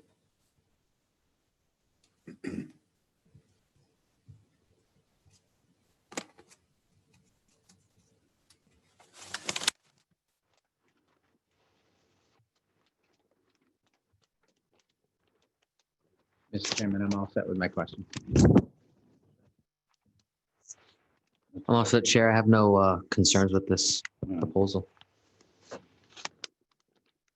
Sent them the email. So we'll should have it up in 1 second. Great, thank you. Okay, now, I don't want to reiterate too much, but the egress, everything is on the trail. Correct. Okay. With the There'd be no exception of- egress off of Hospital Road whatsoever, Just other than the fire exit. police and fire only. It's going to be gated, and that'll be the only access for public safety. Okay. All right, so that saves Forbes Street. Now, my other question is, and I'm concerned on the traffic level now here. Okay. All right, because it's telling me that, well, not really, because anybody in that complex coming out, if they were to go down to Willard Avenue towards the Metropolitan Avenue side where the Shores is, okay, they would probably use the trail because it's quicker. Okay? Instead of cutting up Reardon or President or that area and going through, uh, you know,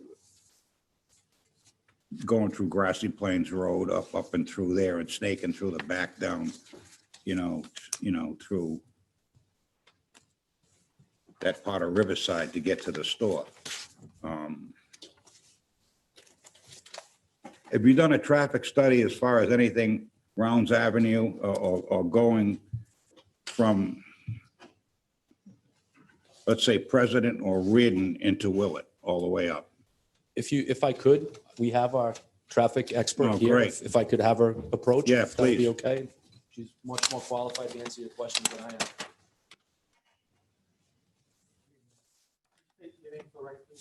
My name is Amy Archer with Park Corporation. Thank you, Ms. Archer. You swear to tell the truth, the whole truth, and nothing but the truth in the testimony you're about to give the zoning board this evening? I do. Thank you. Thank you. If you want me to just give a brief overview of what we have examined. Yeah, I'd like to, Yep. Is that better? All right, thanks. Yeah, so we did a traffic study looking at morning peak period times from 7 to 9, as well as the afternoon peak from 4 to 6 in the evening. okay. We captured volumes along Wampanoag Trail. As you've noted, we just have the one entrance and one exit. So it's going to be a right in, right out. So what we've analyzed so far is the driveway that is proposed there for the entrance and exit to the development itself. Mhm. We did an analysis at Forbes where it comes out onto Wampanoag Trail to see if there would be additional delay for the turn movement there associated with additional volumes coming through to our site. And then we did weave, merge, and diverge analyses at the turnarounds. So if you're making the right out of the site and you wanted to head north into Providence area, you would head south just over the city line into Barrington, make the U-turn. You'd have to do the U-turn to go Yep, back exactly. the other way, yes. Exactly. So we've got the volumes that want to head northbound, and we have a fair amount of trips that we anticipate will be heading northbound, particularly in the morning to get into jobs in Providence. And then we've got them heading back southbound in the evening. So we have projected a little over 100 trips in the morning, making that U-turn to head back north into the Providence area. And then a similar volume coming southbound in the evening.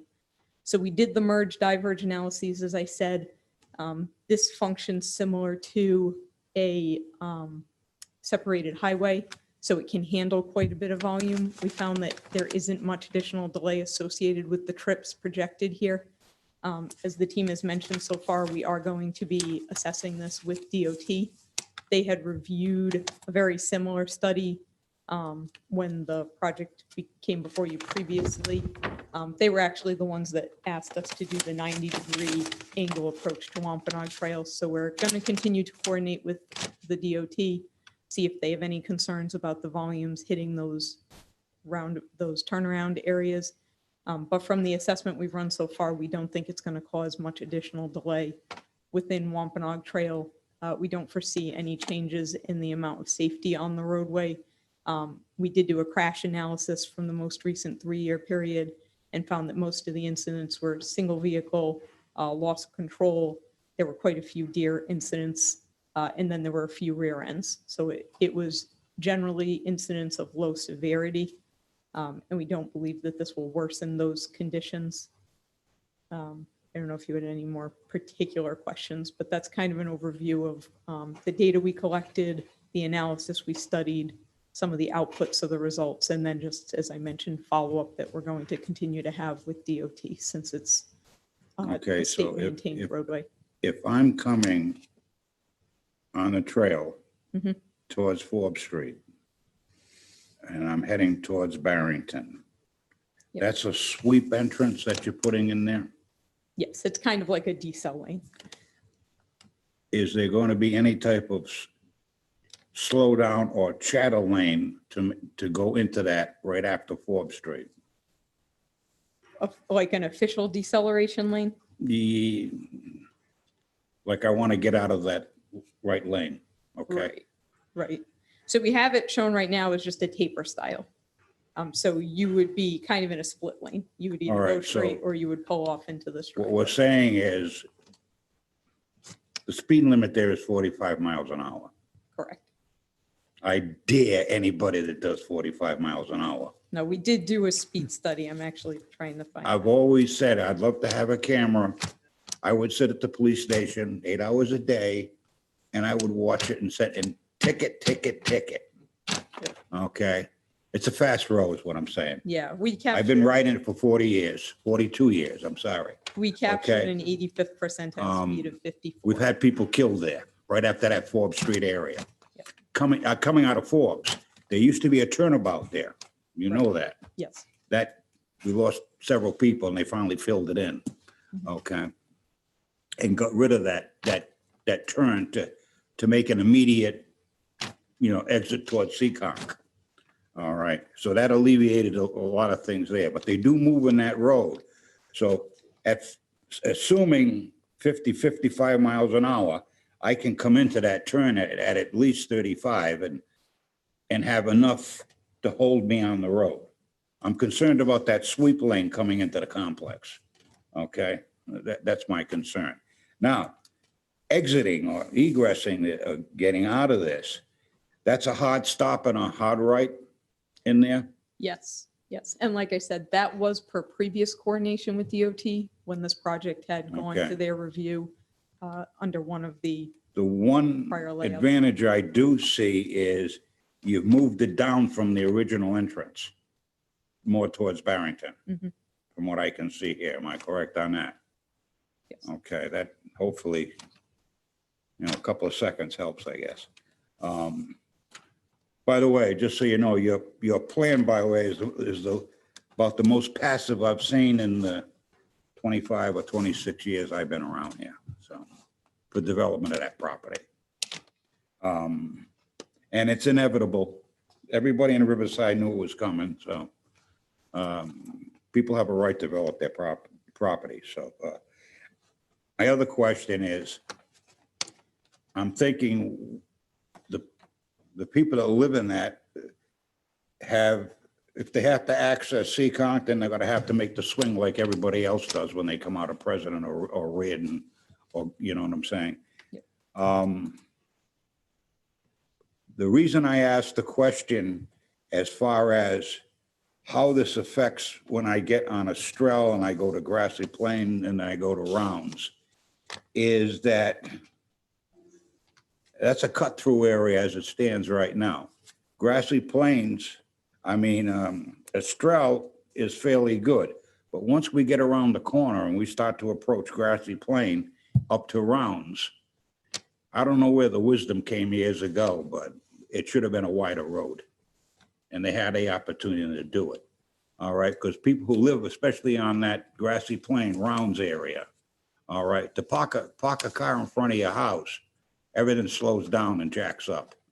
Okay, so this is going to be influential in there, but I'm trying to think how much traffic it'll really add, because unless you're going to pick up something on Willard Avenue, most people would go to the Shores or whatever else, or Walgreens or whatever develops down there. The bank and that would probably take the trail in because it's quicker. So I'm going to take that concern out of my mind and hopefully other people's minds on that.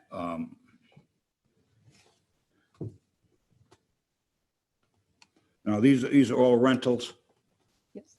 No condominiums, there's no private ownership. Any intention of private ownership at some time in the future? No, because if you're Flaherty, I'm familiar with the company out of Boston. I worked in that area for many years, and I don't think you do condos. If you do, I'm surprised. But now, my other question, I find this interesting too while we're here. Okay, and I don't want to use a lot of time here, but I got an opportunity here to get some questions. You're going to run water into that part of Hospital Road off your property? It's actually, if you want to pan down it's going to come through our development to the Hospital Road on the western side. And then there's an existing water main in Hospital Road. So that connection from, I think it's a 16-inch main in Wampanoag, then it'll connect through our development because I know there's pressure issues in that neighborhood to the back. So it'll increase pressure in Hospital Road, but then there's an additional extension on the bottom screen there. You can see where that dashed line is right along our property line. So it's going to run through our property and then out onto, for those houses on Hospital Road. The Hospital Road extension. I'm talking the Hospital Road that we use as going to Tobacco Road. Yeah, Tobacco Road is the one. So there'll be no Hospital Road, the one that runs north-south. Yeah. There's no water upgrades in that road other than the tie-in. Tobacco Road is the one that's getting the water main. Okay, all right, so Hospital Road won't get it. It's already, there's already, I think, an 8-inch main in Okay, Hospital Road. all right. There's no, you're not extending your sewage situation. No, that's tied into the north to Julian Okay, Circle. all right, I just want to make sure of that, okay. Because, many years ago, we had a proposal in this city with federal and state funding to put water and sewage all the way in there. And those people fought it and they didn't want it, didn't want to hear it. Unfortunately, times change and people change and properties change. Now everybody in there wants it. As expanding that road is another issue, okay, because we can't get a rescue in it. And the police have a crazy time, right, Matt? Getting in there too. So, but I just find it great that at least we got water there. Thank you. An old problem.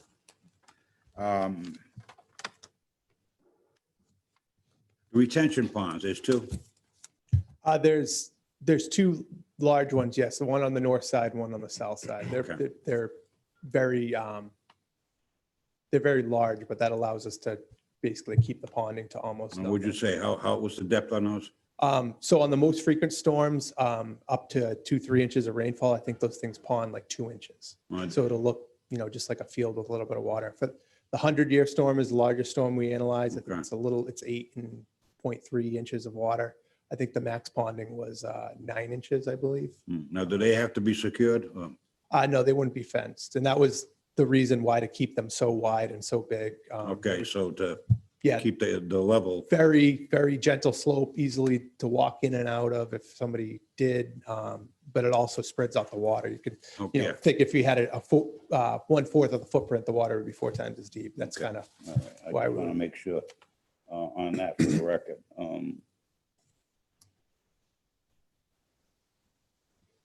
And it's not gated, so, the ponds. no, the complex. No, just the emergency. It's just, access. yeah, okay. All right. I think I ran out of questions. Go, Rob. I just want to be clear. So this section already has water at Hospital Road? Correct. Yep. And this Hospital Road extension, that's what you're talking about, is going to get the water? That's the water line right there, that dashed line. That's it. That right there. Yep. All the way down to the end, and what we call Tobacco Road is actually a private driveway. Correct. Yeah, it'll end there with a hydrant. Excellent, thank you. All right, good.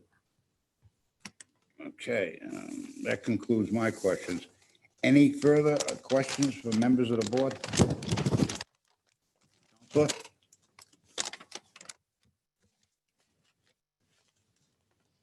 You have something? No, sir. All right, I can keep going then. Okay, go right All right. ahead. Any questions or concerns from anybody here? Okay. I didn't do one of these yet, huh? Okay. Let's get this going. Is there anyone in the audience that wishes anyone in the audience wishing in favor of this petition, would you please come forward?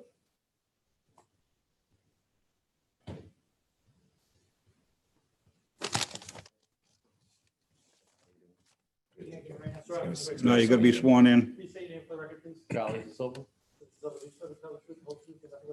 I do. Say your last name for the record. DASILDA. We're in favor. We live on Julian Circle. We live on Julian Circle. We're in favor of the development. I think it'll be a nice addition to the area. That's all. Oh, yeah, it's gonna be, you have water, though. We do have. I'm only kidding with you. They didn't fight us on the water, but then, all right? That's Julianne's, right? Yeah.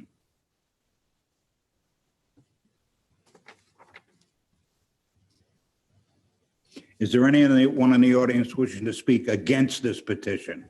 Would you please come forward? Hearing, seeing none? Nobody? Yeah, I was gonna do Zoom, but anybody outside? No one's outside, Chair. How about the Zoom? If anyone on Zoom wants to make a comment, please go to the participants button, hit the raise hand button. Have to click participants, then hit the raise hand function. Here we go. Sandy. Sandy, go ahead and unmute. Go ahead. Okay, we're just concerned because we live on. Sorry, can we do, Sandy, we need you to, you What? talking to a mic, Mike. We Oh. gotta swear you in, sorry. Okay. Sandy, could you spell your full name for the record? This is the city solicitor. Sandra Lee Maderas. Okay, I can't see you, but do you swear to tell the truth, the whole truth, and nothing but the truth? I do. The testimony you're about to give the zoning board this evening. Yes, Thank I you. do. Thank you, ma'am. Address? Your address, ma'am? I live on 93 Hospital Road. Thank you. My question, I'm actually for this project because I think it will be a good thing in the neighborhood. But my concern is, and I listened to you say about them bringing the water down to us, which I'm on the corner of Tobacco Road, and we do have a well, and I'm very concerned about the fact that there's going to be so many cars parked up there. Will it contaminate the well that we have? Will we be one of those people that get the water? The guy at the city hall told us no, that it wasn't coming as far as we are. What is that? That's our concern, that our well will be contaminated. Is it going down to Tobacco Road? Brandon Carr with the Preet Engineering. I'm not sure if you can show the site plan, but the 93 is the one right on the corner of Hospital in Tobacco. Yeah. So it's that one right to the left. Keep going to the left. It's It's that right- lot right there. Yes, right- correct. Yeah. So that is getting water. There'll be a water main in the pavement in front of your house. Okay, well, and- that's our biggest concern. And I've lived here for 49 years and they've promised us water for many years. And yes, there have been neighbors that haven't wanted it. We've always wanted it. And I have actually spoken to Mr. Driscoll, and I do hope he gets to do this project because he owns the property. He should do something with it. And we've just been very upset about all the motorcycles. It's a big dirt bowl. It was supposed to be only used for 5 years, and the city allowed it to go on for 25 years. So, it's been a big dust bowl, and we're tired of it. Thank you. Any other questions? Yes, Melissa, if you can unmute, please. Hello. Yes, we hear you. Hi, everyone. Hold First, on. Melissa, this is the city solicitor. Before you begin, can you please give me your full name and your address, please? Sure. My name is Melissa Lorenco. That's Lourenco. Okay. And we are at 24 Hospital Road. Thank you, Ms. Marenko. I cannot see you, but do you swear to tell the truth, the total truth, and nothing but the truth, but it's the testimony you're about to give the zoning board this evening? Yes, I do. Thank you, ma'am. Okay. Go ahead. First, thank you for the opportunity to zoom into a meeting. As a mom of 2 young children, it would have been really difficult for me to be there in person tonight at this time. So I appreciate this opportunity to speak to you via the computer, even though it's not conventional. So thank you for that. So we live at 24 Hospital Road, which is up the hill, sort of opposite the Wampanoag Trail entrance. And the major concern that we have for the plan as it's proposed, and I did speak with the planning board in the initial, proposal phase when they had their first meeting around this plan, was really along the scope of the plan. 416 units in that area is a lot. 8 buildings is a lot. And I know it's a large space, but I can see the entire of it from, you know, the back edge of my property, which I assume would be the case when it's all built. And so obviously, you know, concerns like the lighting and the noise from that number of units, but the biggest piece is the traffic on Wampanoag Trail. So I'm one of the commuters that goes down Wampanoag and turns to go north to Providence every morning. And I know that turning onto Wampanoag is not easy, and making that U-turn to go north is also dicey on some mornings. And so adding that number of cars to the mix during the commute is obviously a major concern. And so what I would ask that the board considers tonight is to maybe not make a decision until the developers work with the DOT, as they suggested that they're going to do with the traffic study and all of those pieces of it. Just because of the scope of the project. And so I do think keeping 8 buildings to 3-story height is reasonable for the area. You know, it matches a lot of the other apartment complexes that are within walking distance on the trail. And so that's what I would, you know, just ask that the board considers tonight. And again, thank you for this opportunity, and I've appreciated the opportunity to speak with you. Thank you. And let's hold on. Yes. Oh, Williams, go ahead and unmute, please. Can you hear me? Yes, we can. Yes. Hi, this is Deshaun Williams, and I live at 28 Hospital Road. Mr. Williams, I cannot see you, but do you swear to tell the truth, the whole truth, and nothing but the truth in the testimony you're about to give the zoning board this evening? I do. Thank you, Mr. Williams. I have a couple of questions. One is to kind of piggyback off of my neighbor. The traffic, I know that the traffic specialist, I don't know her title, sorry about that, but I know she said there was some analysis that was done. Is there a way that someone can confirm the date range that analysis was done? I'm hoping it wasn't during the COVID time where traffic was minimal. That's my first question. I'll wait and get an answer on that one if I could.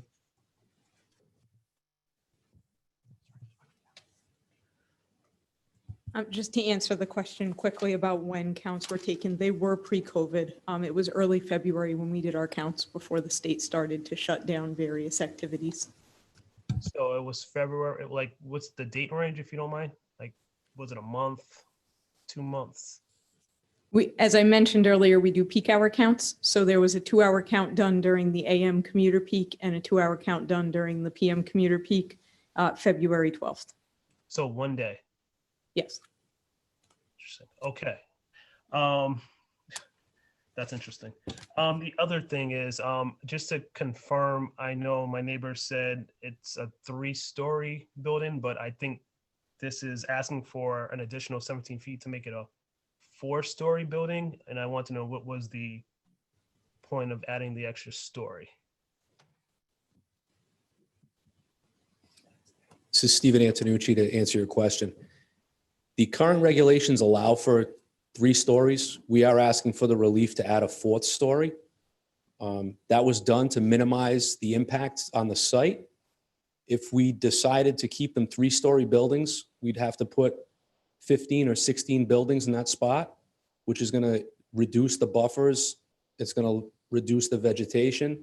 So we felt as though to minimize the impact on the neighborhood, that our best plan was to consolidate into 8 buildings, and we need the additional 17 feet of relief to accomplish that.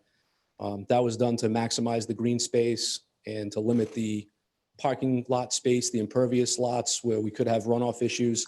So the reason for the 4 stories is to shrink the project down to try and minimize the impact on the neighbors.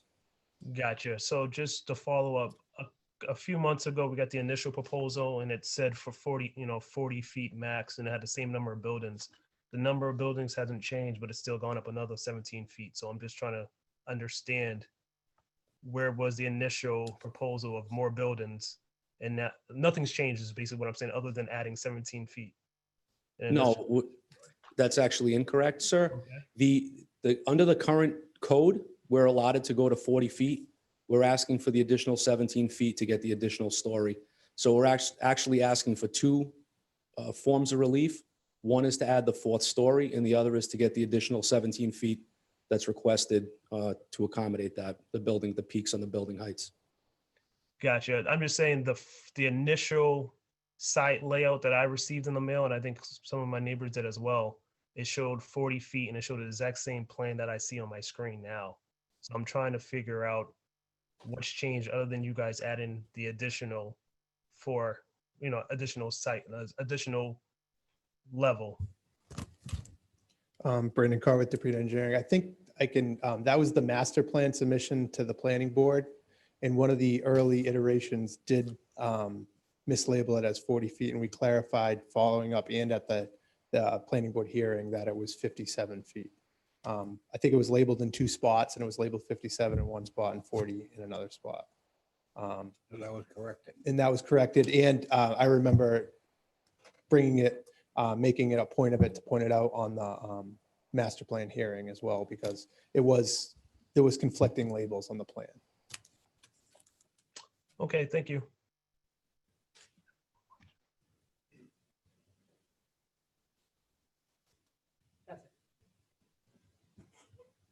All set?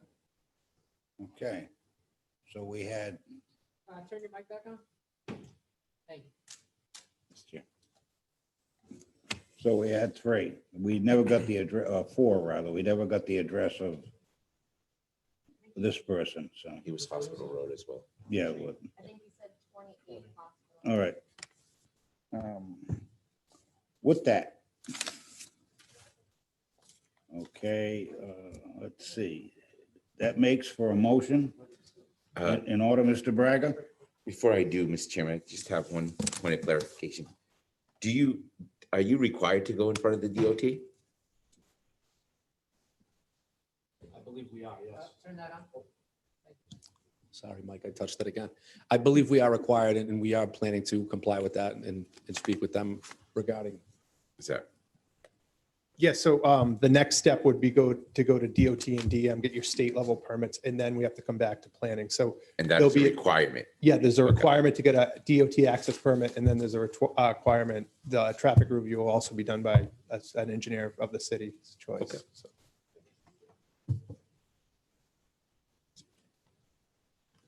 If you want to, back. Dimensional. Just dimensional, I'm sorry. Go ahead. Yeah. Mr. Robinson is going to make the motion. Gary, we combine the two variances into one motion? Well, they're both dimensional, so. So could we combine the two dimensional variances into one motion? Yes, one motion, which if we grant it, will give them the height as well as, The story. yeah. Okay, based on all the evidence presented to the zoning board of review and personal knowledge of the members of the board of the land and area of the city of East Providence, the zoning board of review hereby finds pursuant to section 19-45A of the city of East Providence zoning ordinance. One, the hardship from which the applicant seeks relief is due to the unique characteristics of the subject land or structure and not due to the general characteristics of the surrounding area, and not due to a physical or economic disability of the applicant accepting those physical disabilities addressed in Rhode Island General Law 45-24-30 subsection 16. Number two, the hardship is not the result of any prior action of the applicant and does not result primarily from the desire of the applicant to realize greater financial gain. Three, the granting of the requested variance will not alter the general character of the surrounding area or impair the intent or purpose of this chapter or the city's comprehensive plan upon which this chapter is based. Four, the relief to be granted is the least relief necessary.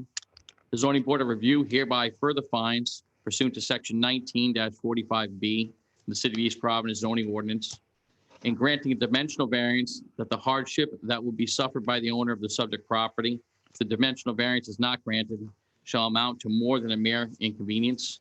Therefore, I make a motion that this these dimensional variances be granted. Okay, I have a motion on the floor by Mr. Robinson to grant the dimensional variance. Does the petitioner agree to the motion and all conditions that were stipulated, understanding that strict compliance means that any deviation will necessitate revisiting the zoning board of review? A revisit can be requested by either the zoning officer or any member of the zoning board of review. Yes, sir. Do I have a second? Second. Second by Mr. Braga. On a roll call vote, Mr. Robinson, Aye. Mr. Bopalant, Yes, I believe there is an argument for hardship with the topography, and it mitigates the size of the height proposed. Also, it allows less impervious coverage on the property by doing that, which I think is a benefit as well. The plan looks good from what we've seen. The rendering looks good. There should not be any impact to the general character of the surrounding area. There's plenty of buffer, which I really appreciate. Barring the traffic study, comes out, and is in alignment, then there should not be an impact. I think that the minimum, that the relief they're seeking for the fourth story and 17 and a half feet is fairly minimum based on what we're dealing with in the topography. And therefore, I'm going to vote aye. thank you. Mr. Pascal, I'll vote aye as well. Mr. Braga, Thank you, Mr. Chairman. I'm going to vote aye as well for the reasons stated. yeah, as I stated earlier, this is probably the most reasonable plan I've seen in years on that piece of property. And the consideration taken in to keep as much open space as you can find and dividing the areas. And also too, these people will finally have access to water and on, which I thank you for, by the way, as a developer. With that, it's inevitable that area has to be developed. People have a right to use their land. And I think on a traffic situation, knowing that area as well as I do, I live there, I feel this is about the least impact we could expect from coming off that. So with that, your request for your dimensional variance passes 5-0. We wish you well. And thank you and welcome to our community. Thank you very much.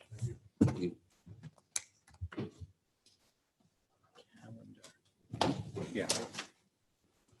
All right, oh, I had a docket. Oh, something. Ed. Ed, we have to set up a meeting. Yes. Calendar, huh? Good.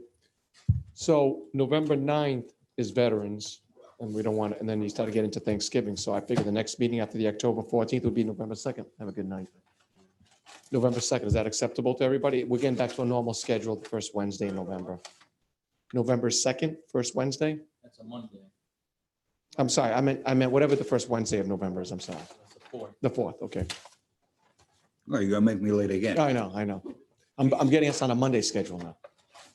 Does that work for everybody, November 4th, first Wednesday?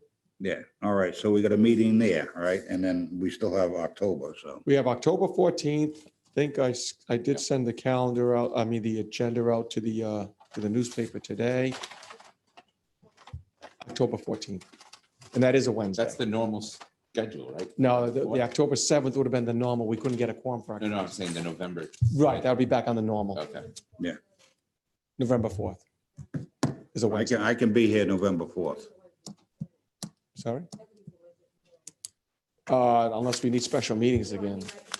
Right now, correct, that's correct. And then we can decide on, Taking December off, just so you know. you are taking December off? Yeah, December. Okay. No, we usually do every year. It's up I to the know. board. It's just we've had so many items coming in. Yeah, we've had You know? like, what, 35 meetings this year? We had, Oh, yeah. oh, wow. Well, there was a break there, but we had 4 in July, 1 in August, 2 in September now. So we've had 7 in what, 2 I months? think we made up for the pandemic. think 3 straight times we hit at least like 10 o'clock. Oh, yeah, we've been cranking. Oh, my So I God, guess it's 10:30. October 7th, Wednesday, October 7th. Nope, October 14th. So we cancel that one. Yeah, we couldn't get a quorum, so we kicked it to the 14th. And as I'm recollecting, we have 3 continuances, and I think it's either 4 or 5 new ones. So we got another 7 items, 7, 8 items that night on. So October 14th, November 4th, our next two. Correct. Well, you guys have to decide. You want to go back on the November 4th? Yeah. Okay. We don't need a motion for that because that was part of the annual calendar. So that's, We don't need a motion. you don't need a motion for that. I just wanted to confirm that date. Okay, I need a motion to adjourn then. So moved. Never second. All in favor? Ayes have it, so be it.